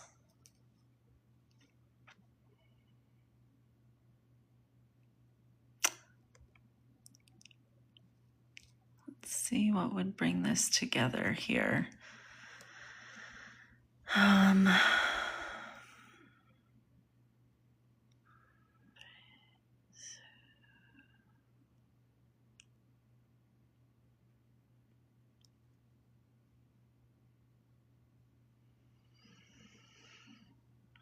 Let's move ahead. I want to look at some days and see if I notice anything. If you guys see anything that I miss, let me know if you see any squares or oppositions, because those are the ones I miss the most when I'm looking.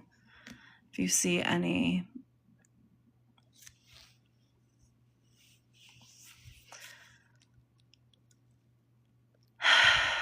yeah.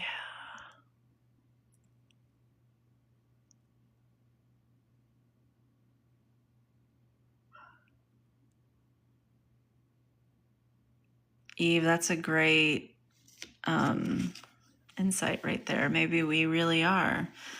Maybe we are like the how to create. We bring down the Shekinah, what Judaism or Hebrew language, the Shekinah is what calms the yang. It's what we bring down, the woman creates in the home, you know. All right, let's look at Jupiter transiting the 8th house and what's that going to mean? What is he focused on here with expansion?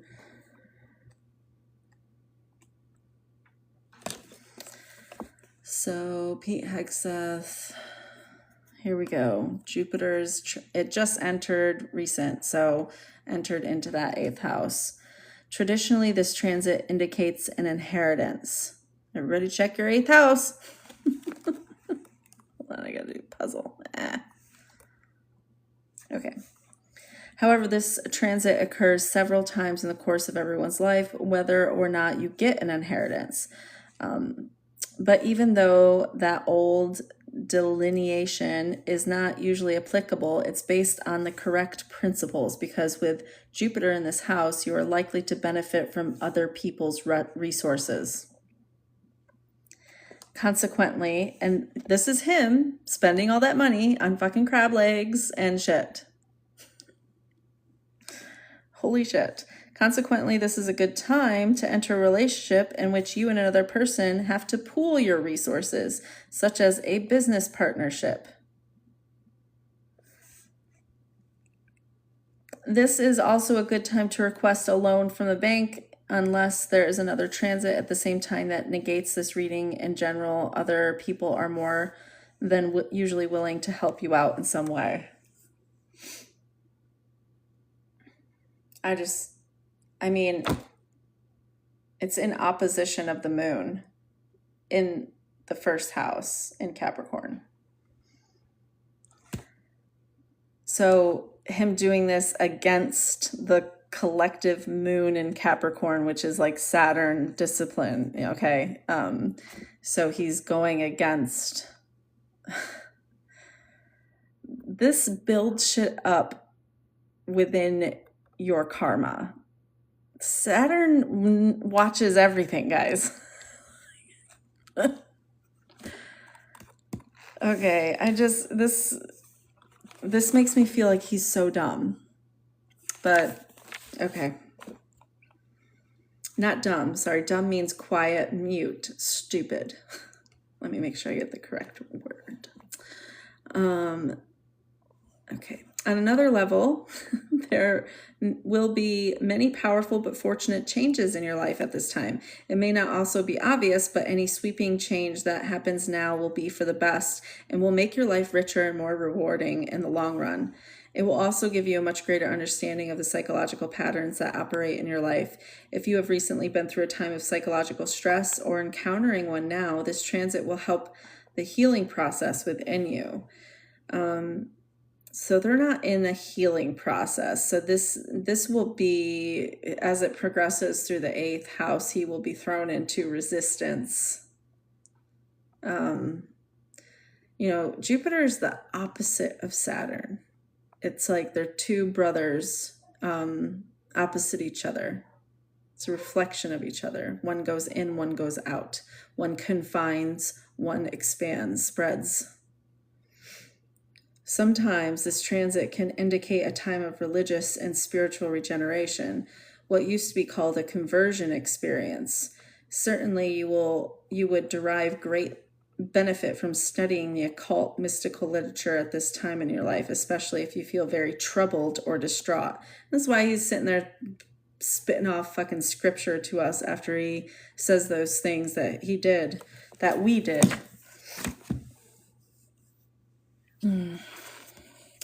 Cain and Abel is just the different sides of the brain.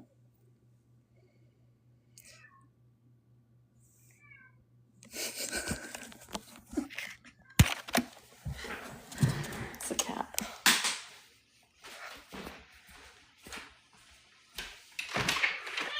Hello.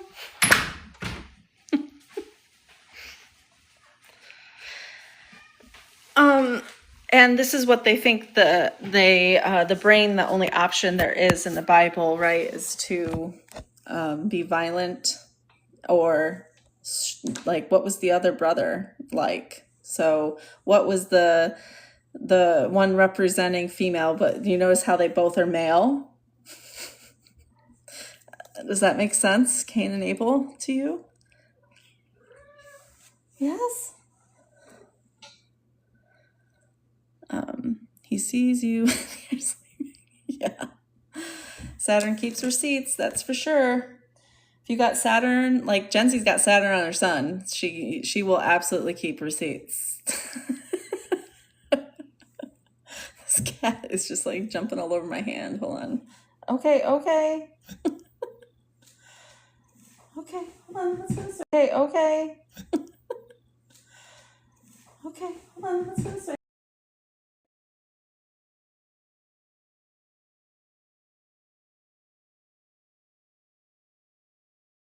I just got an alarm. Oh my god, it's already almost 2. Okay. Who, me? Yeah.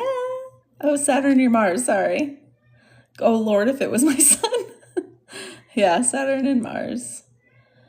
Now,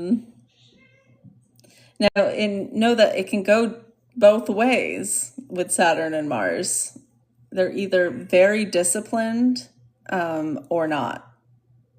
And Gen Z is one that is. Okay.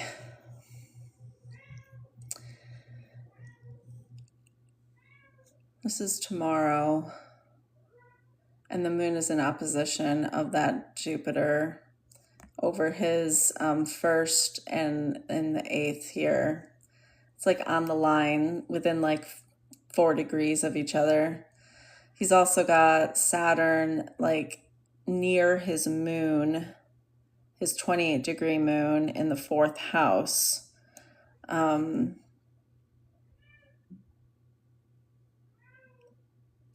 And this is why he gives off that, someone else brought this up about Pisces and the victim, and it is definitely one of the archetypes that Pisces has, or is just prevalent within, because the victim can be any of them, really. So those 4 foundational archetypes can be within any of the signs, and then they kind of sprout off like a tree branches to other archetypes within those type. Like, so Sagittarius would be a great one, like a teacher, right? Scorpio, I always go to sex worker, like the hedonist, yeah. Libra, what would be a lawyer, person, a debater, with the air coming out, creating balance, any archetypes that do that. 8th, Scorpio too, the mystic. I have Saturn conjunct Venus exact. Wow, so one of you has Saturn conjunct Mars and the other one has Saturn conjunct Venus. So this is where you got to make sure that like your Saturn isn't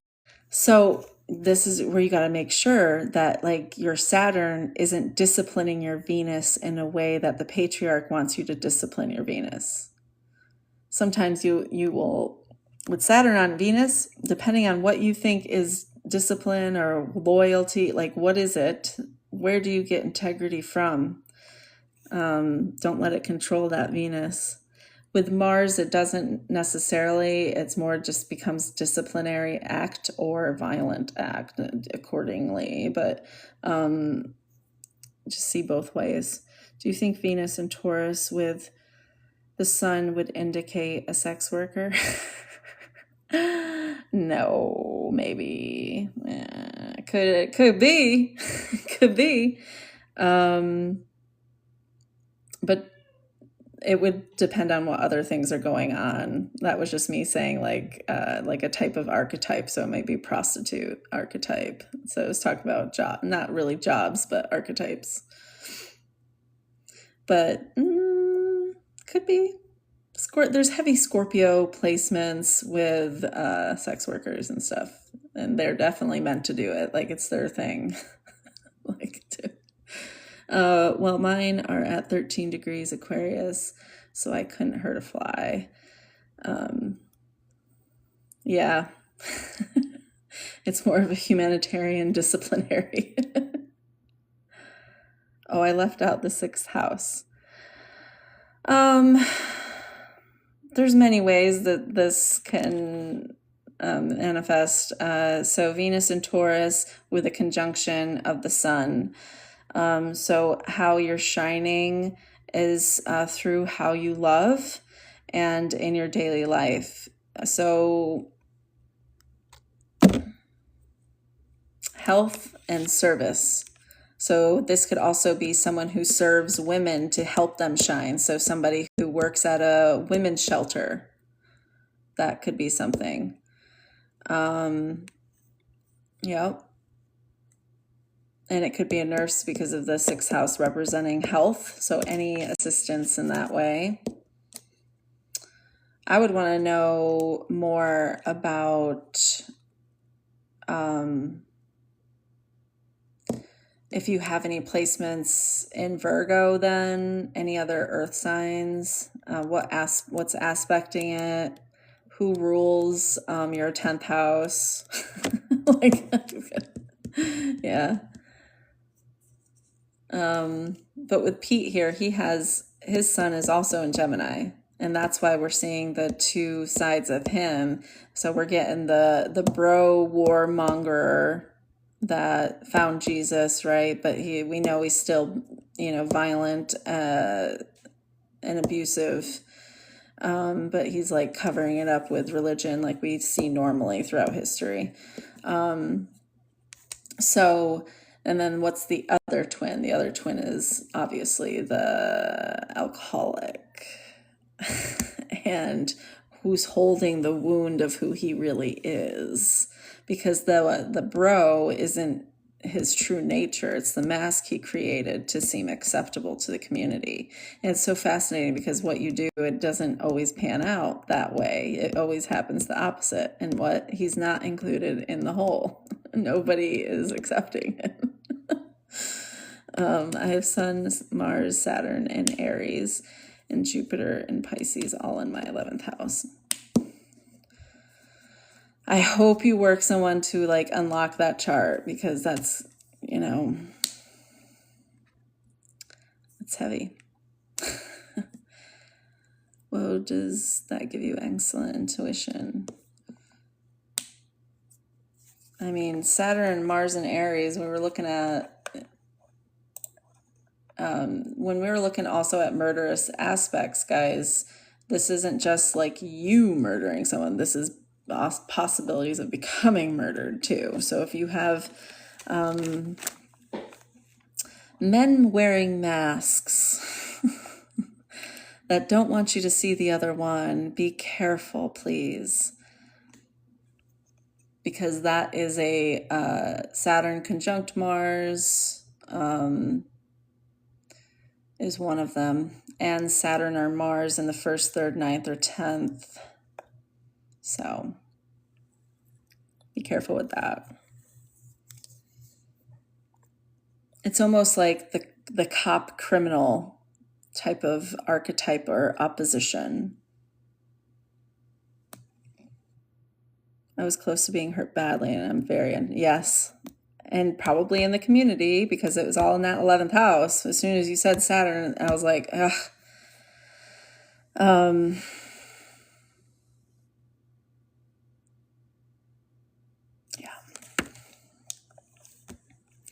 Will Uranus opposing a 7th house bring potential danger from open enemies? I'd have to see more. Like, what chart are you looking at? Do you have enemies, Eve?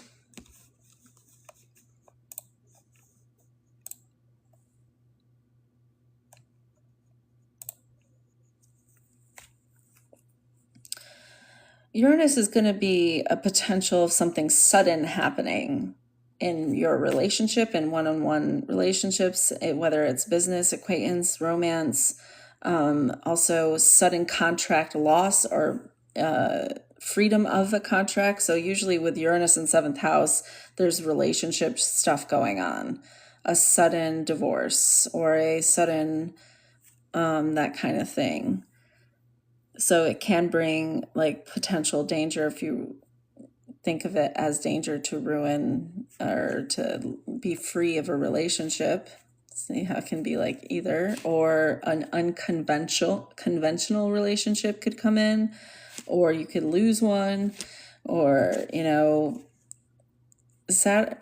is sudden, and you don't know when it's coming, and it affects you in a big fucking way.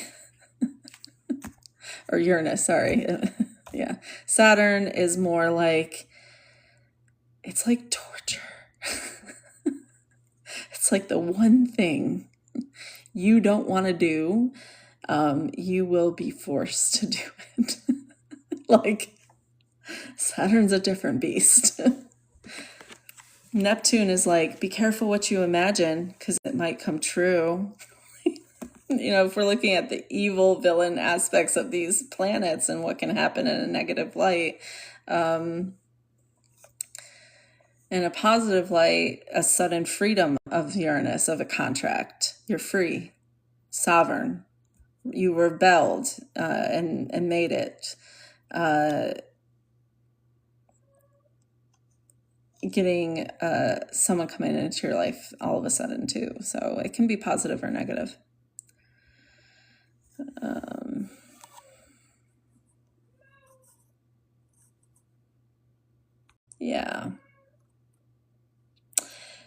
Yeah, that was the first thing I want to be like, don't go out in the community. I was like, hey, Mary, where you been? Listening to your tunes? No, I'm just kidding. That just reminded me of that TikTok trend. I'll be listening to my tunes. Mary makes music. She makes awesome music. So I got a family full of parents, kids, and clean like crazy, but popping in and say, hey, hey. Kayla. Hey. All right, guys, I think I have postponed long enough, right? All right. I'm getting like messages about inspections and shit, and I'm like, as I'm talking about this. So I'm going to get going and start doing some work, and I will see you guys tomorrow. Is it tomorrow where we have an event? Yes, on Patreon. I'll see you guys for Mystical Insight. Well, we will do a tarot card reading. We will look at astrology, chart of the moment, and then we all channel together. That means we help each other see visions. And so I guide you to see them, and then we share what we see. And it really helps with validation, and it helps open up your third eye. So I hope you guys have a good rest of your day, and I'll see you tomorrow.